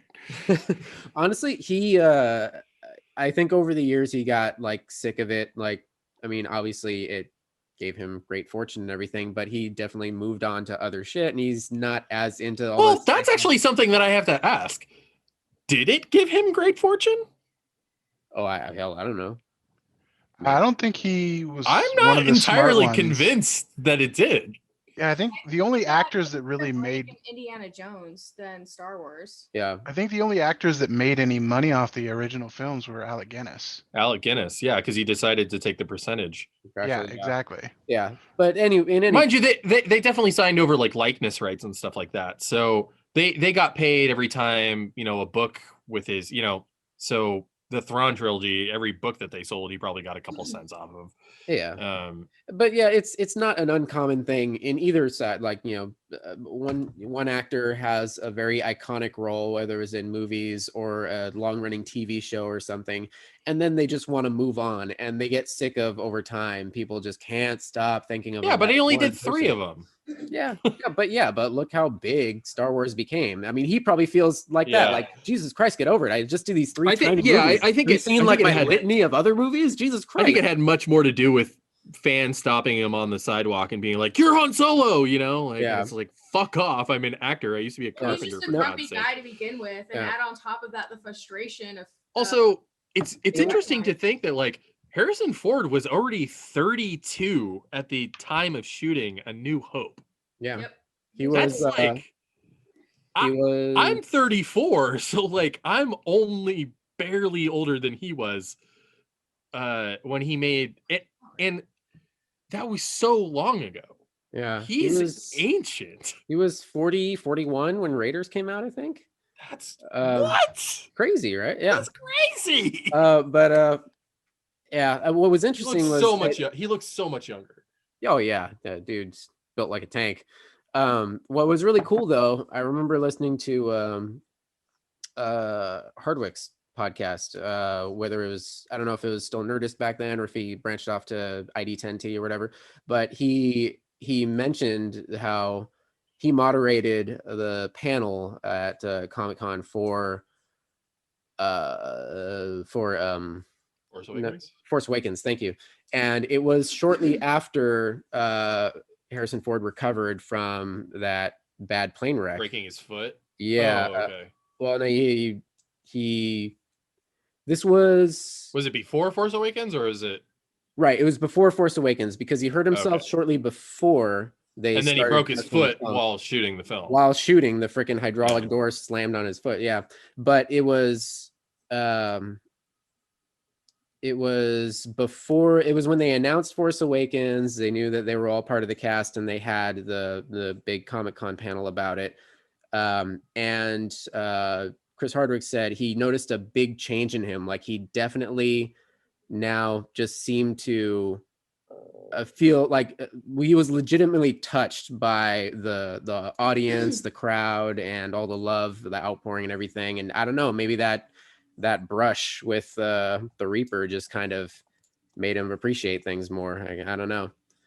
But and then shortly after that, there was Return to Blade Runner, him pushing more for Indy 5. He's probably not getting a whole lot of work right now. So, and I mean, well, it's mainly because he chose not to for such a long time. True. Yeah, which is fine. Is that a Loteria? What? Is that a Loteria shirt? Yes. Of Nightmare on Elm Street? Yes. Oh yeah, it's yeah. Oh, that's amazing! Yeah. Holy shit! Yeah, I found that at the Spirit Halloween store. That's incredible. Yeah, it's one of my. I was like, that looks like a I was like, that looks like a Loteria card. Yep. Wow, that's a really good find. Yep. Thank you. Okay, we got a bunch more shit to talk about. I'm gonna run through some quick headlines. HBO Max, there's a bunch of announcements. First off, Babylon 5 Remastered is now on HBO Max. I have been hearing people all around me, all my fellow geeks. It looks really good. Like 15 years have been telling me, you got to get into fucking Babylon 5, Tony. Like, Babylon 5 is incredible. Yeah, so now and honestly, okay, so I'm a big nerd about these types of transfers and stuff, like the X-Files transfer, the Next Generation remastered transfer, the eventual DS9 remaster. Cross your fingers. It looks really good, but this is a very, very complicated situation when it comes to this remaster, because this is not the ultimate. This is not exactly what fans wanted. It looks good for what they're going to get. But this is sort of a an in between because the DVD masters. So the show was shot on 69, or it was framed in 69. A miscommunication between the CGI artist studio made it so that all the CGI scenes were only ever mastered in 4:3. So on the DVDs back in the day, the show was in 16:9, but the CGI was zoomed in. So you lost a good 30% of the information on the top and bottom of the show. Mm-hmm. And it also made it look zoomed in and, worse. But this version, there was no way to get a 16:9 version of the CGI. So they just used the 4:3 original television version of the film stock, which they scanned it at 4K, but it's a 1080p master. So the show looks really good. It looks better than it ever has. But the sides are gone from the live action footage. But we do get the full CGI. It's complicated, but it looks really, really good. Cool. It's the best way to watch the show, honestly.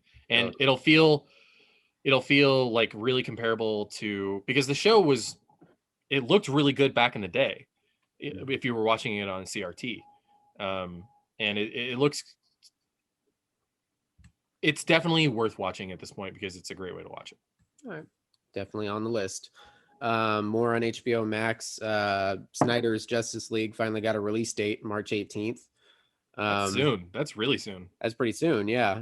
I was surprised.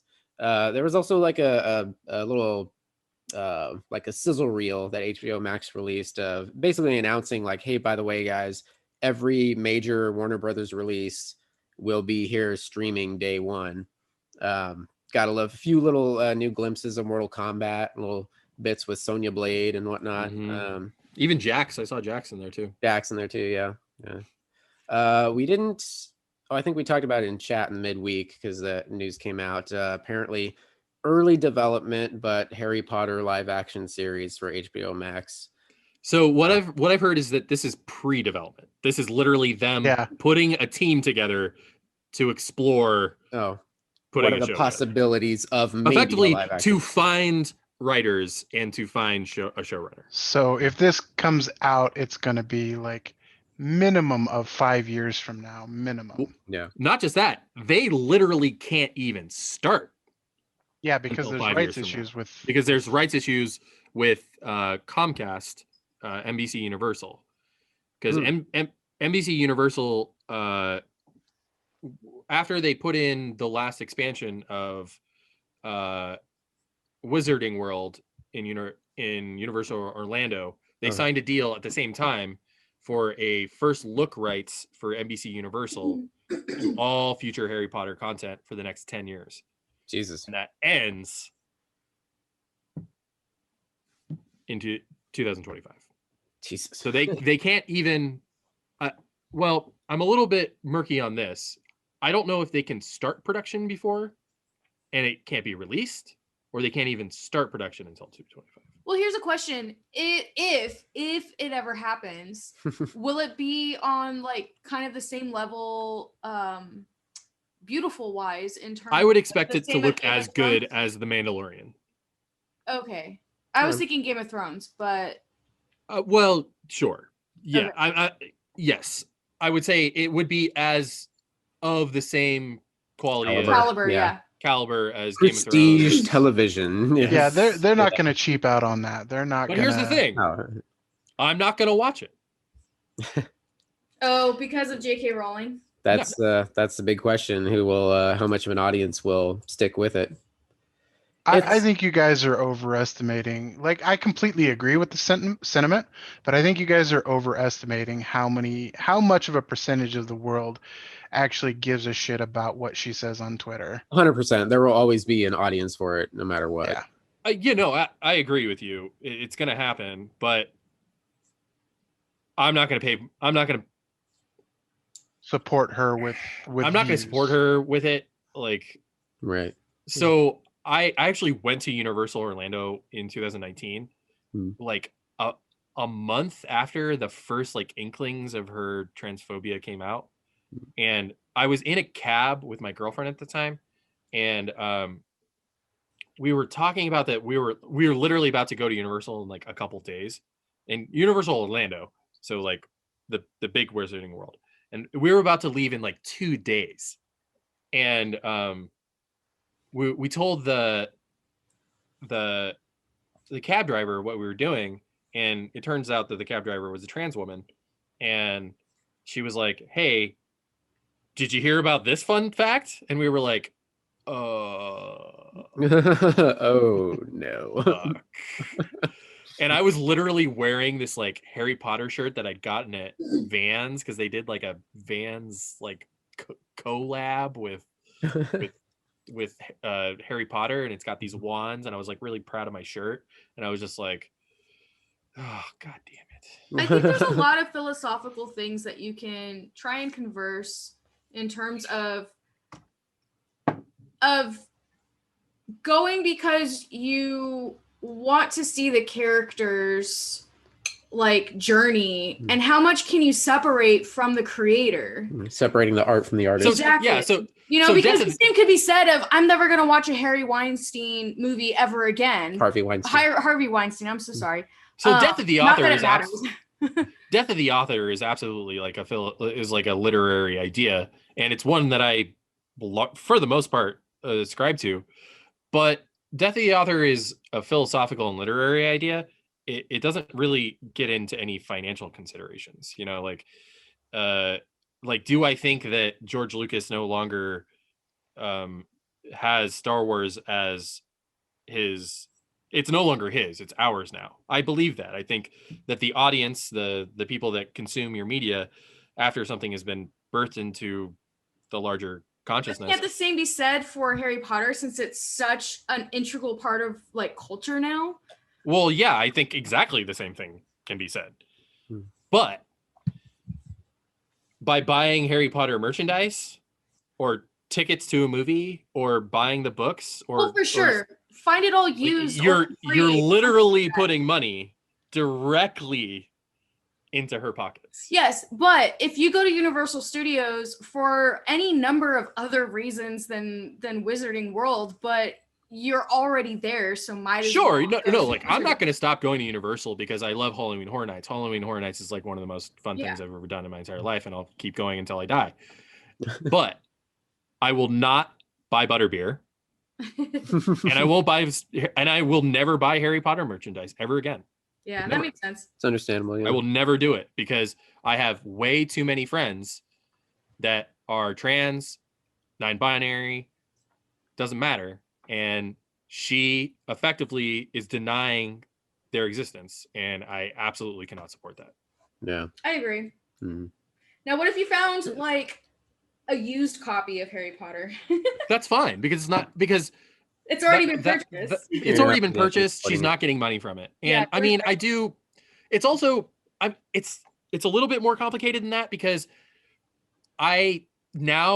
her entire franchise is suspect to me. It's the same way that like I can't really reread Ender's Game, like because now all of the stuff that he said in his book all seems like complete and utter bullshit. Like preaching tolerance and that type of thing, when it was all just like, it was just bullshit. It was just a thought experiment to him. And J.K. Rowling, you can see that shit all through the books now, and I just like, I'm just disinterested with her works.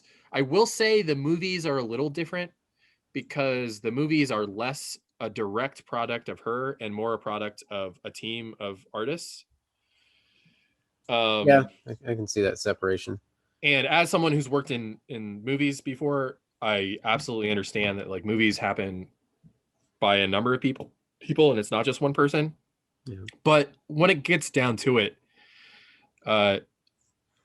specifically the Harry Potter franchise is so disastrously entangled with J.K. Rowling at this point.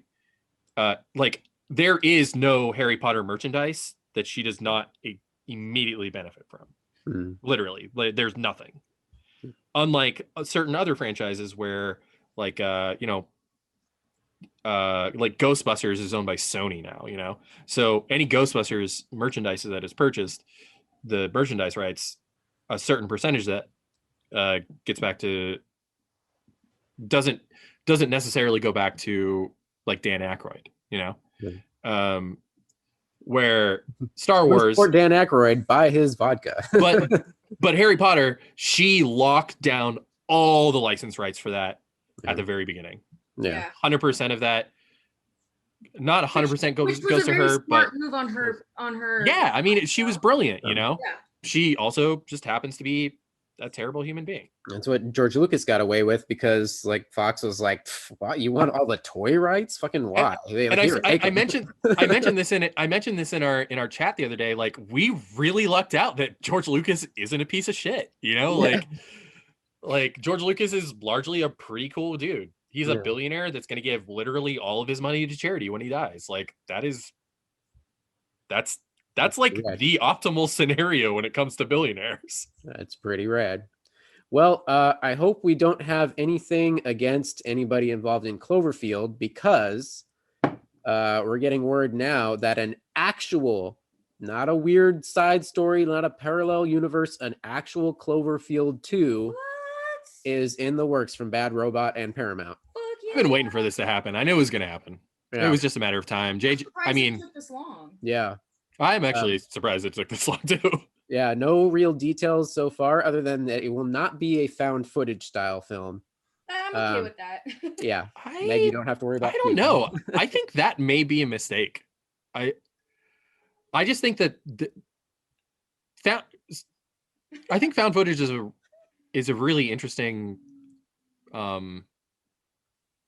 style, and I think there's a lot you can do with it. I agree, but I think social media. I agree, but I think if they did the same thing twice, it would lose its luster. I think.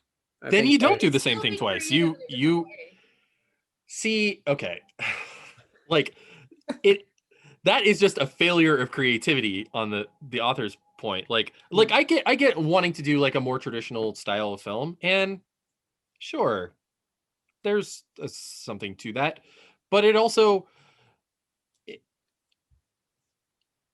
why even but why do just a regular film that's so creatively bankrupt? That's like saying like we didn't have enough faith in our original creation. Well, who's to say they are doing like a regular standard film? Maybe they're not doing found footage, but they're doing something completely different. So the closest thing Cloverfield in the time of COVID, it's all Zoom chats. So the closest thing that we can compare this to, we actually do have a very specific, almost a very, very specific example to point to. Blair Witch. Yeah. Mm-hmm. Blair Witch got a non-found footage sequel. They got multiple sequels, actually. I've never seen the sequels. Okay, so I'm a big Blair Witch fan. I'm not going to get into it long term, but the second movie, Book of Shadows, isn't very good. It could have been very good if they'd gone with the original cut and the original concept that the director wanted, and Artisan Entertainment hadn't gone in and butchered the whole thing. But and then Blair Witch, the other sequel, is fine. It's good. It's better than Book of Shadows, but it's not as good as the original. But they clearly got away from the found footage style of the original, and the movie suffered because of it. I mean, it actually suffered for a lot of other reasons, but that's what I'm saying, is that like they didn't have enough faith in the concept of the original to be able to extend it into another movie. I guarantee that with the right script, you could do another found footage Cloverfield movie that could be better than the first one. Yeah, we'll see. Yeah, we'll see what happens. Do I think that's going to happen? Probably not. Yeah. All right. Well, I'm looking forward to it. I think they'll whatever it's going to be. If you ever want to watch a fan edit of Blair Witch 2 that uses the original director's vision, I have a copy if you want. Is that because it's produced and directed and starring Byron Diffenderfer? No, it was this guy he found the script notes for the director based on the director's original vision. He literally communicated with the director and was like, "Hey, I want to make a fan edit of Blair Witch 2 Book of Shadows based on your original script notes. Do you mind if I do that?" And the director was like, "Knock yourself out." And so he did, and I watched it, and it's way better than the original cut. And I mean, it's not a great movie, but it's a curiosity, but it's a very it's one of the better fan edits that I've seen. I recommend it. All right, cool. All right, one more quick thing, and then we got to get on to WandaVision. WandaVision. Back to the world of Indiana Jones really quick.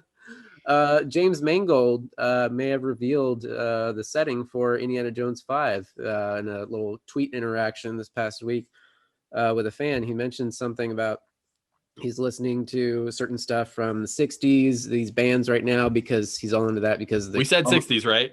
Yeah, all of his current projects take place in 1960s New York City. So, interesting little tidbit.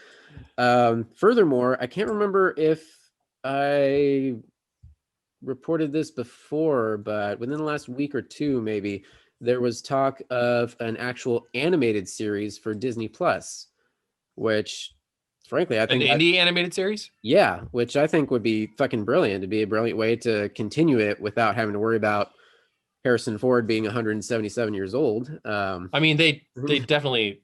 They're not going to use Harrison Ford again, though. They'd have to recast. There's no way Harrison Ford is doing an animated series. No, of course not. But I mean, we've had Indiana Jones, who was the longtime voice actor for all the video games. He was a great Indy. He was pretty good. The first time I ever heard him, I'm not saying this is the first time he played him because the LucasArts games came before, but was in that Star Wars Masters of Terrascasi game. That fighting game from like 1997. Wow. It was the same guy who did Temple or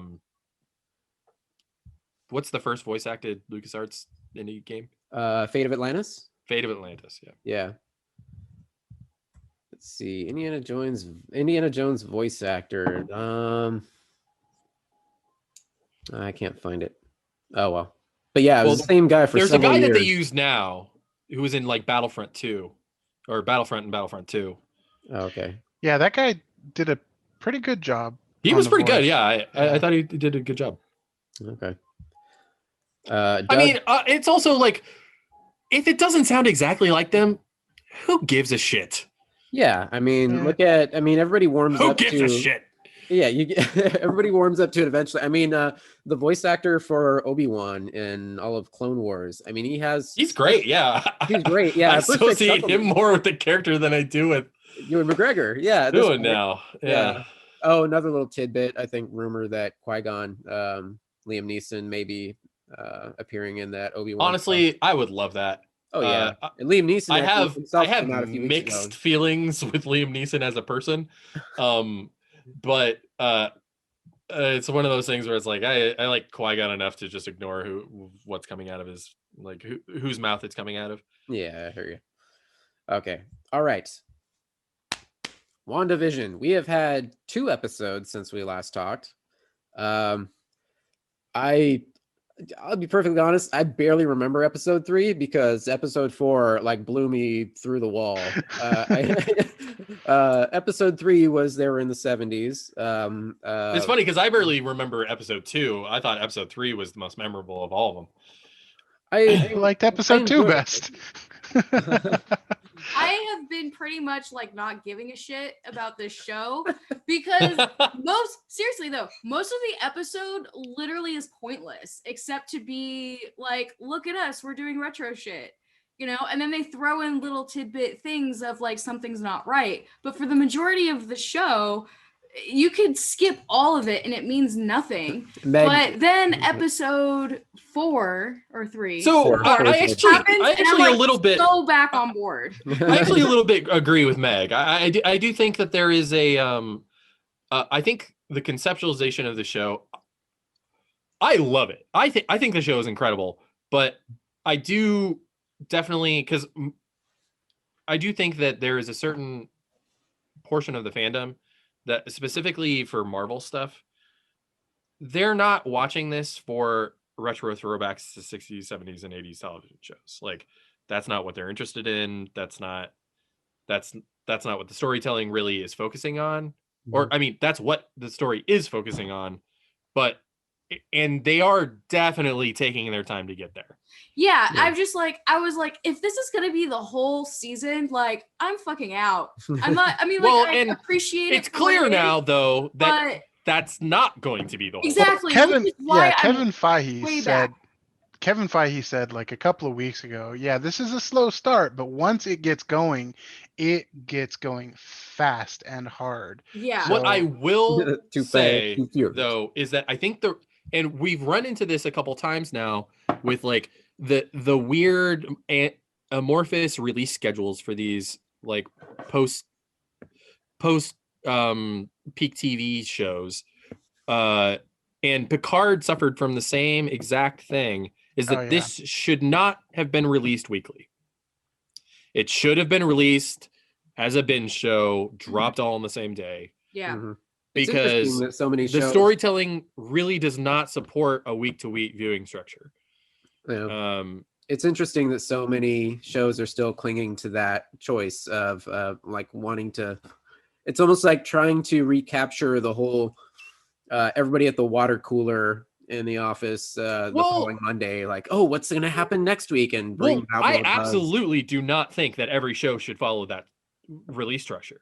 No fucking way.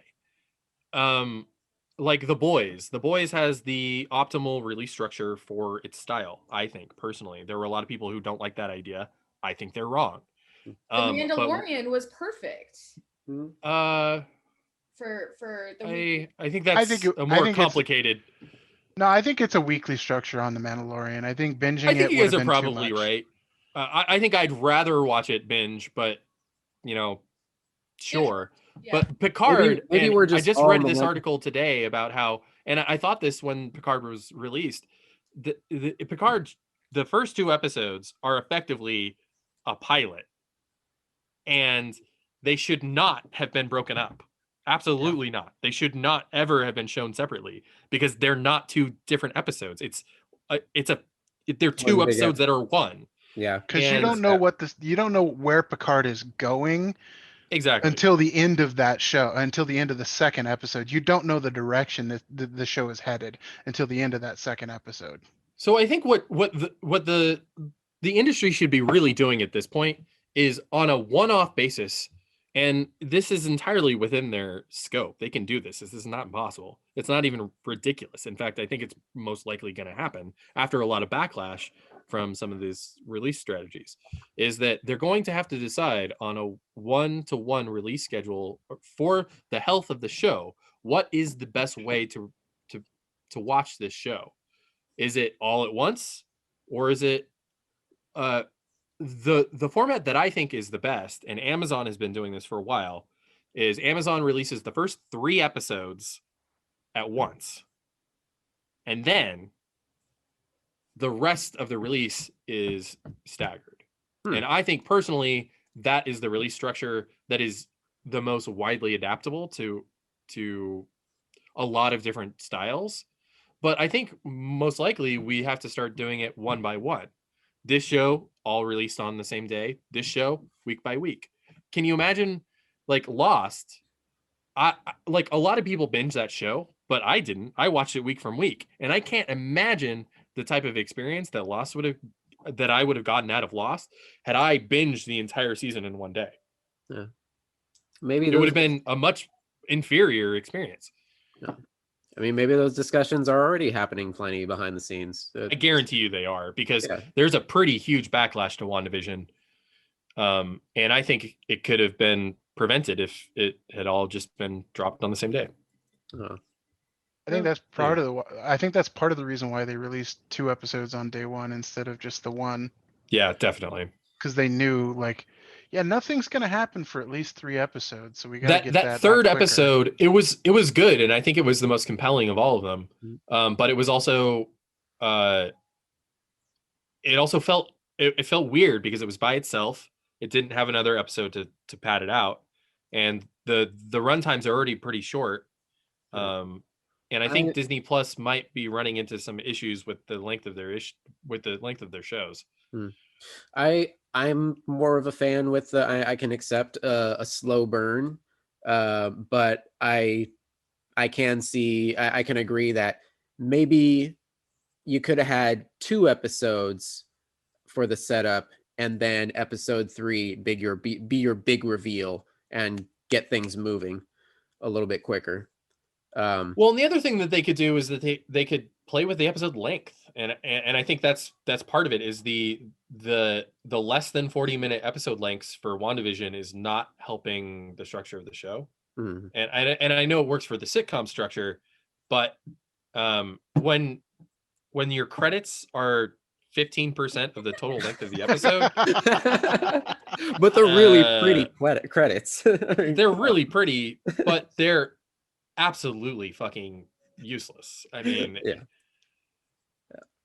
it's just frustrating.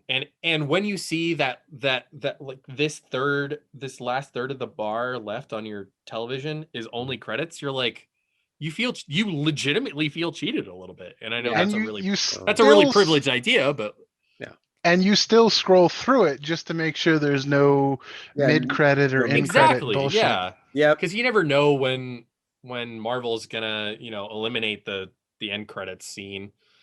And Endgame, all they had was a hammer or mallet, I guess. RDJ's hammering the initial helmet. Okay, all of this nerd nitpicking aside, episode 4, pretty fucking fantastic. Amazing. It was good. I liked episode 3 more, but episode 4 was good. Okay, yeah, I guess we didn't talk about episode 3. I'm just trying to refresh. Well, because episode 3 was a pretty huge episode in terms of the ongoing story. I mean, you get the first time that outside events are referenced. We get Ultron, the name dropped, and that is like that moment when Wanda looks at Monica. Monica Rambeau, which everybody, all the nerds immediately suspected. Well, her in Pleasantville name was Geraldine. Right, yeah. When she looks at Geraldine and she's like, I also sort of had meta knowledge of what's coming because of the relationship to other comics. My sister didn't really understand what was happening, and I just turned to her and I was like, oh shit, it's about to go down. And the way Elizabeth Olsen snaps, who are you? I cannot overstate how incredible Elizabeth Olsen is doing in this show. She really is.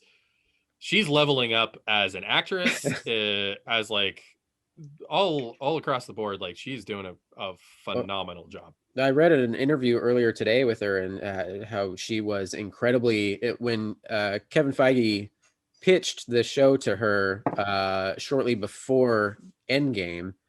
I mean, he already had it in his pocket. What? Really? And that long ago? Yeah, and she was completely Feige, man, that dude is legendary. She was floored and honestly terrified at the prospect of having to carry this show and everything. She was kind of enjoying at that point, I pop in for these fun movies, but I don't have to carry the bulk of the weight and everything. And then he drops this prospect on her. She's like, holy shit. But then, you know, being able, once she got started in the show, she's like, now I love this character like more than ever. Like I'm protective of her. She's my baby. It's just really cool. You know, and it's really interesting because Wanda has always been a pretty big character in the comics. But if you would have told me that Scarlet Witch would get her own television show 10 years ago, I would have been like, motherfucker, you crazy. Yeah. I mean, I could see it. She is one of the most powerful beings in the Marvel universe. Like in the Marvel universe, she's she's top 5. Top 5, top 10. She's kind of like a B character in the movies, though. Yeah, that's just because she's introduced halfway through the main story is why she's sort of a B character. But she's gotten a lot of attention in the stories that she's in.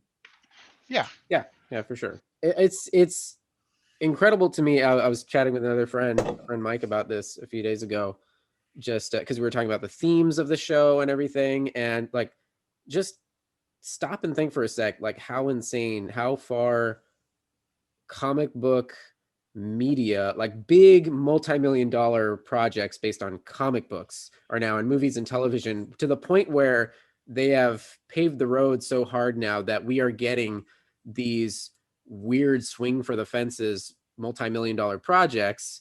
Like we're getting an Invincible animated show and movie series. Yeah. We're sitting here like nitpicking about like, oh, it's a little too slow or blah, blah, blah, or whatever. But I mean, how insane is it that now we get to watch like weird and wild side stories about comic book characters just dealing with grief?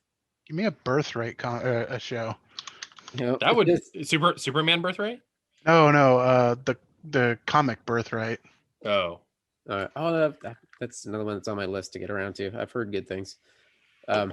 But yeah, it's just crazy. Like as opposed to like, you know, what, 10, 15 years ago or so, the formulaic just superhero origin story. He gets his gear, he gets his girl, he beats the bad guy.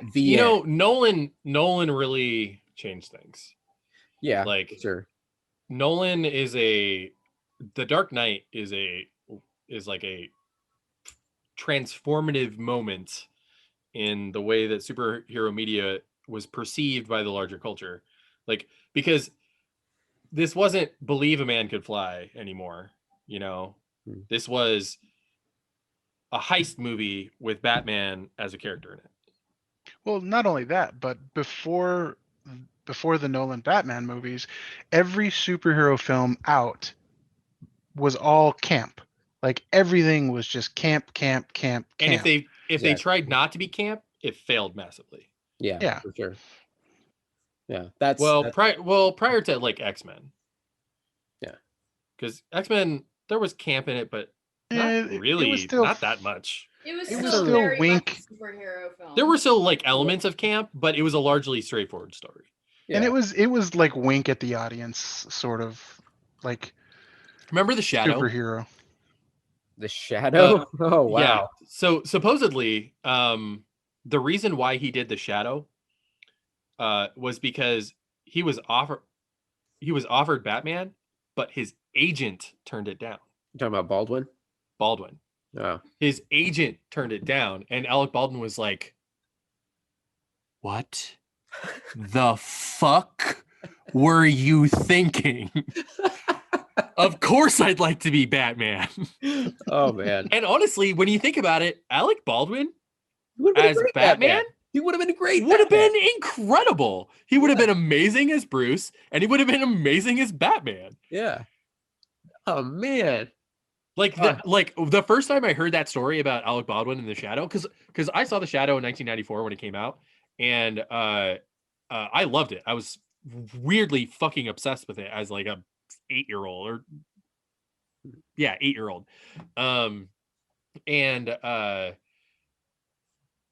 But it's a weird fucking movie. Do you remember The Shadow? Tiny bits of it. You should rewatch it because it's actually really fucking good. Good goodish, Ish. but it is bizarre as fuck. It is definitely worth a rewatch. I will absolutely say that. It is absolutely worth a rewatch. And I really wanted to go back. It suffers from like some really, really in poor taste Orientalism, but other than the horrible racism, it's pretty good. But isn't that just any movie from the 80s and 90s? Well, a lot of those old.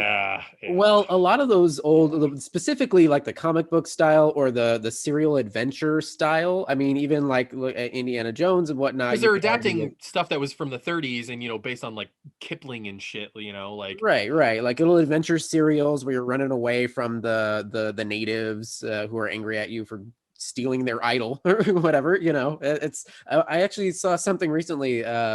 Disneyland, while they're shut down for COVID, thank God, man. Thank God this is finally happening.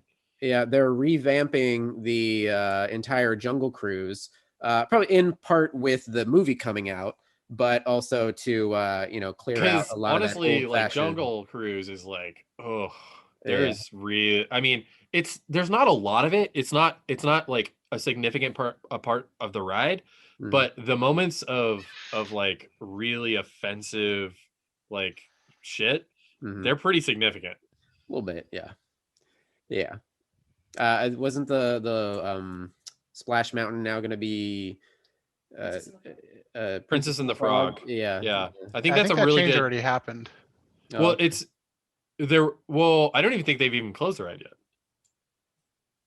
Well, Disneyland's been closed for like 8 months. I think they were just about to start closing it to do the construction on revamping it when COVID hit. So when COVID hit. Exactly. They had like just announced it. So like I don't think Princess and the Frog, that's like a years long refurbishment. Like that's like been closed now for a year. So might as well do Well, what I mean that's the type of refurbishment for that type of ride. That's a closure that's gonna, I mean, Disneyland literally just reopened a couple days ago, right? Am I not wrong? No, they're still shut down. No, they're still shut down. Thinking of Disney World. Yeah, Disney World has been open intermittently throughout this entire thing. Is Downtown Disney open again? Yes. Downtown Disney's open, yes. Oh, okay. That's what it was. Downtown Disney just reopened. Yeah. So the last time that Splash Mountain went down for this long was like 10 years ago, and it was closed for almost 2 whole years. Because of major, mind you, this was like structural shit that they had to fix. But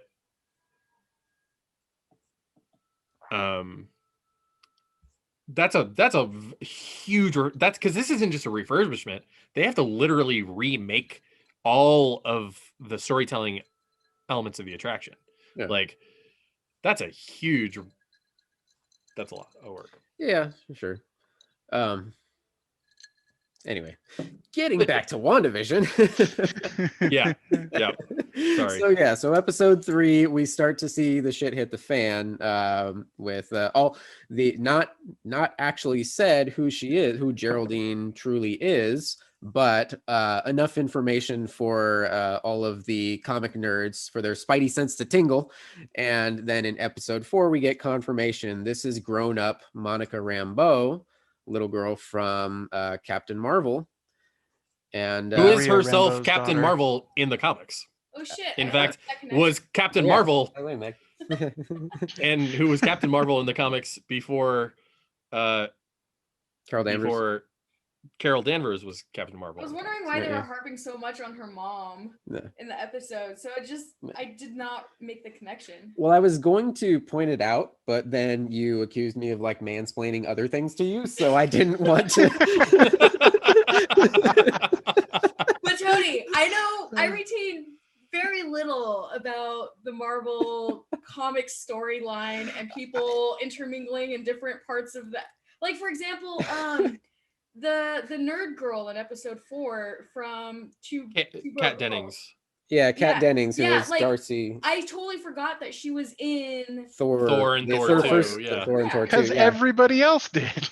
Yeah. And by the way, Meg, the FBI agent was the FBI agent who was after Ant-Man. Oh shit, I didn't know that either. Yeah. Even the little card trick he does, card trick that Ant-Man Agent Woo. I loved Oh that my God, I about don't this remember episode. any of that. Like say like regardless of all the crazy ups and downs of the CW Arrowverse, one of my favorite elements was whenever they had crossovers, and they had specific crossover episodes where a bulk of it, like the B plot, was just all about the B side team, like all the support teams.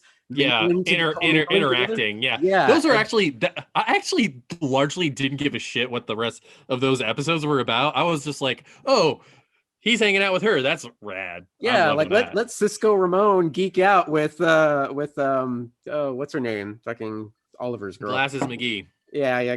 Yeah, I love that. And so now we're seeing that in Marvel. It's like, oh shit, we got the FBI agent with Darcy hanging out, and now all I want is an Agent Woo X-Files story.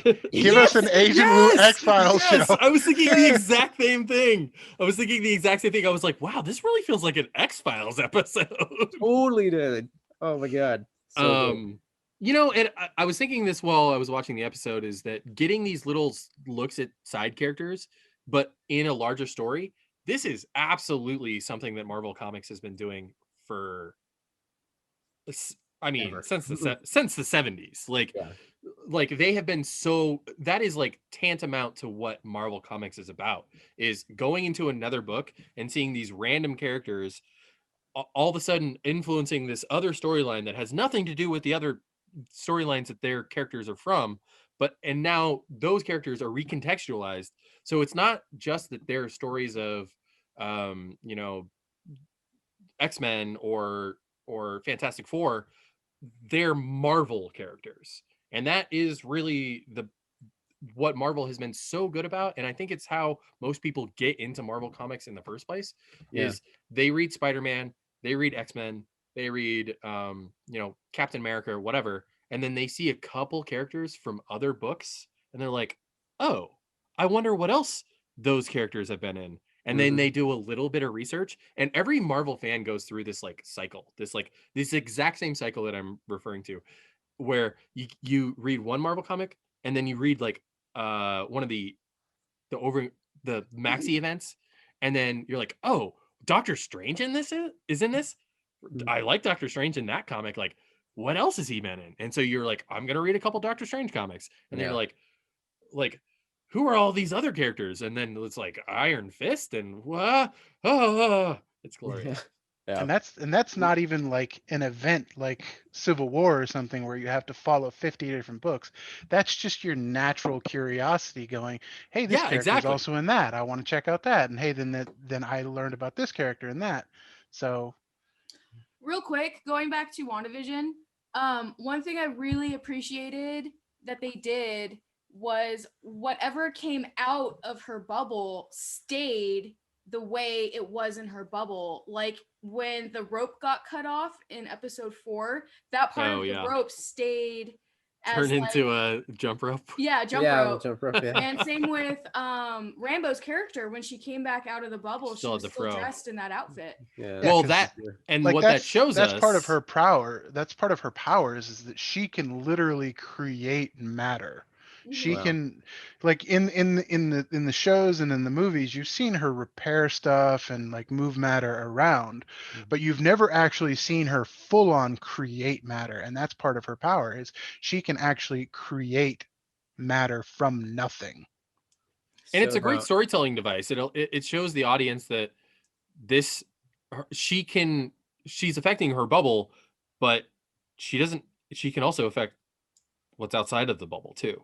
Which is a little scary, Now, and I think what the X-Files sort of like structure of the episode really works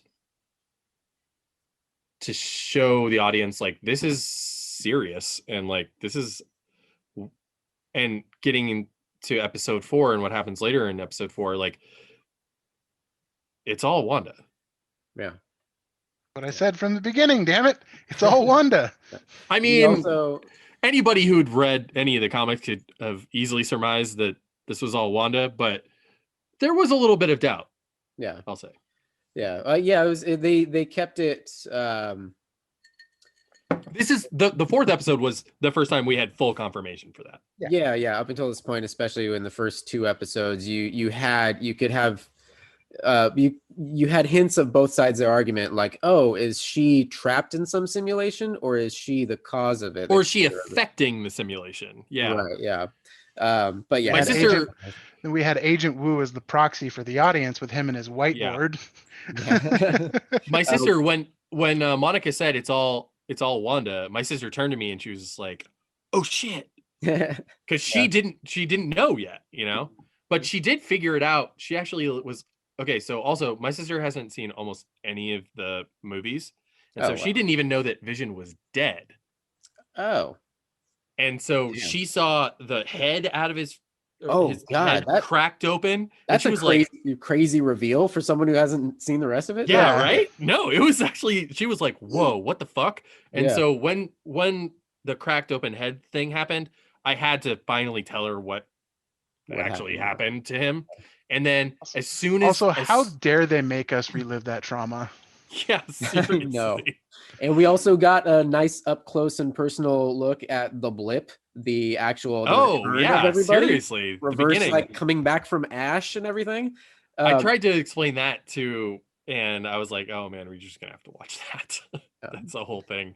Yeah. But when she first saw the cracked head, later in the episode, she turned to me and she said, wait, she invented this whole reality because her husband is dead, didn't she? And I was just like, goddamn, girl. On the nose.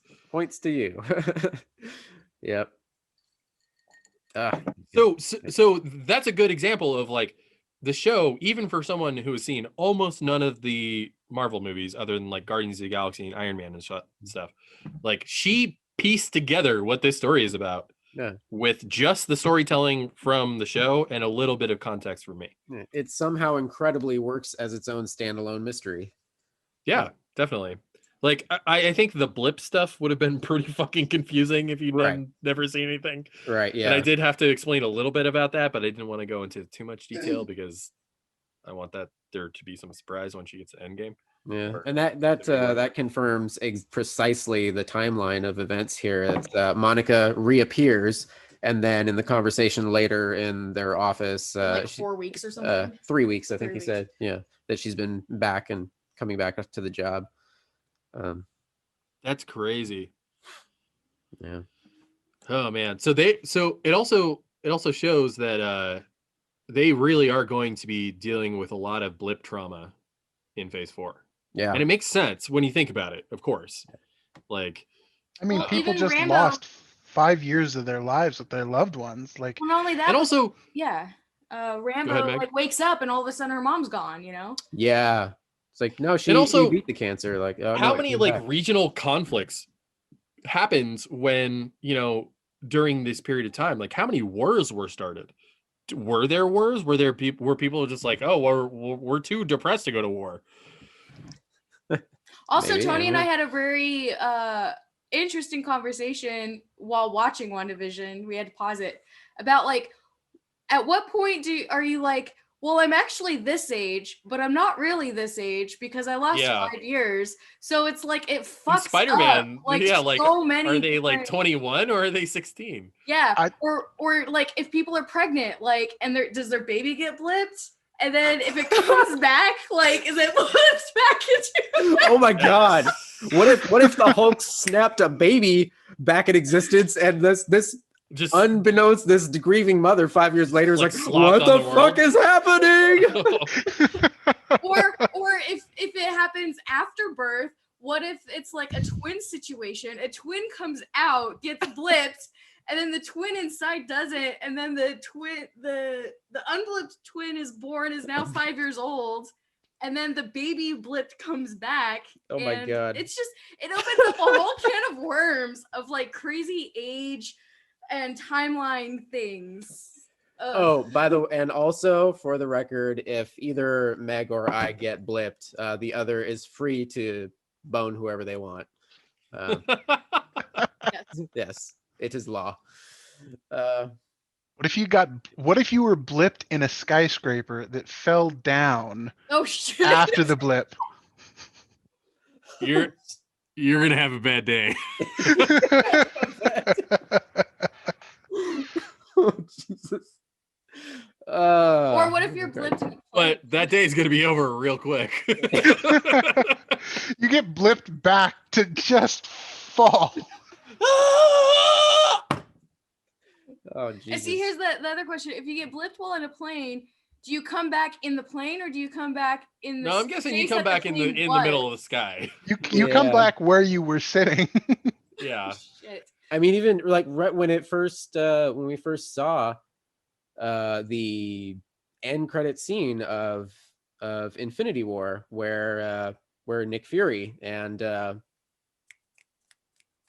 Colby. Maria Hill. Colby Smulders. Maria Hill, yeah, Aunt Robin get blipped away. You know, one of the first things that they see, or Nick Fury sees, he gets out of the car, and then boom, a helicopter crashes with nobody in it anymore. Damn. Anyway. Yeah, I don't think they're going to be going into detail too much about those kinds of questions. Probably not. These So are the where- questions we really need to know, guys. Yeah. So what do you guys think? It would have been funny to have like an agent. What Lou did have a you guys think throwaway of line where, like, his of seeing exactly what Wanda did in episode 4? So like, because it was sort of we weren't sure what the characters themselves saw when she like rewound time and stuff. Well, episode 4 was just them watching everything up till episode 3 anyway, so we don't have any new ground yet. She hasn't gotten to the like 80s yet, basically. So where do you think they go from here? I think we get one more sitcom, and then in the 80s. Yeah, in the 80s, because we've seen it. We've seen her in the costume. It's the costume. Halloween costumes. Yeah, is that the next episode? It feels like it probably should be. Probably should be, and then after that, I think is. So that episode, more than anything, it doesn't remind me of a sitcom. You know what it actually reminds me of? E.T.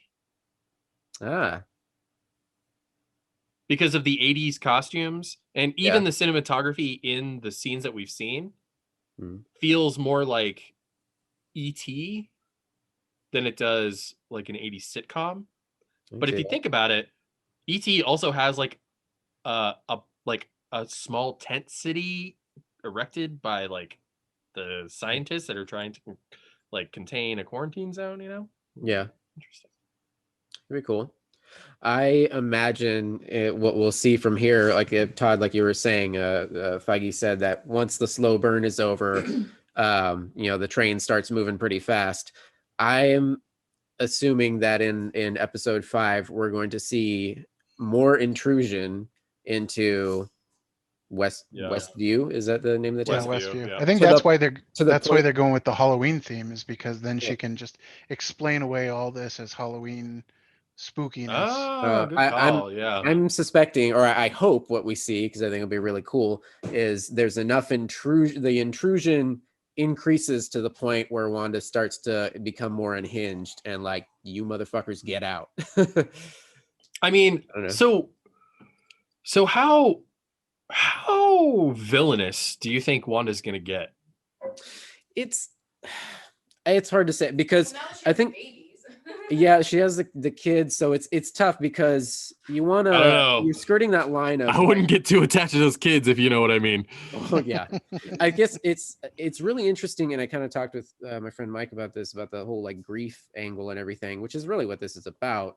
We're watching this, I mean, us as people are kind of watching this for entertainment value. At the same time, you're skirting this line in storytelling where you're trying to remain respectful to the material of like, look, this is about someone who is so lost in their grief that this is how they're coping. And at the same time, treating them as a villain, That's I thought similarly that it seems in bad taste a little bit, but I wouldn't say it's necessarily. I don't think she's going to go slaughtering anybody. But I mean, there's definitely going to be confrontation, obviously, because she's going to be protecting her reality that she's trying to stay in. So it depends entirely on how they frame the start or the origin of her essential breakdown in this this world that she's created for Yeah. herself.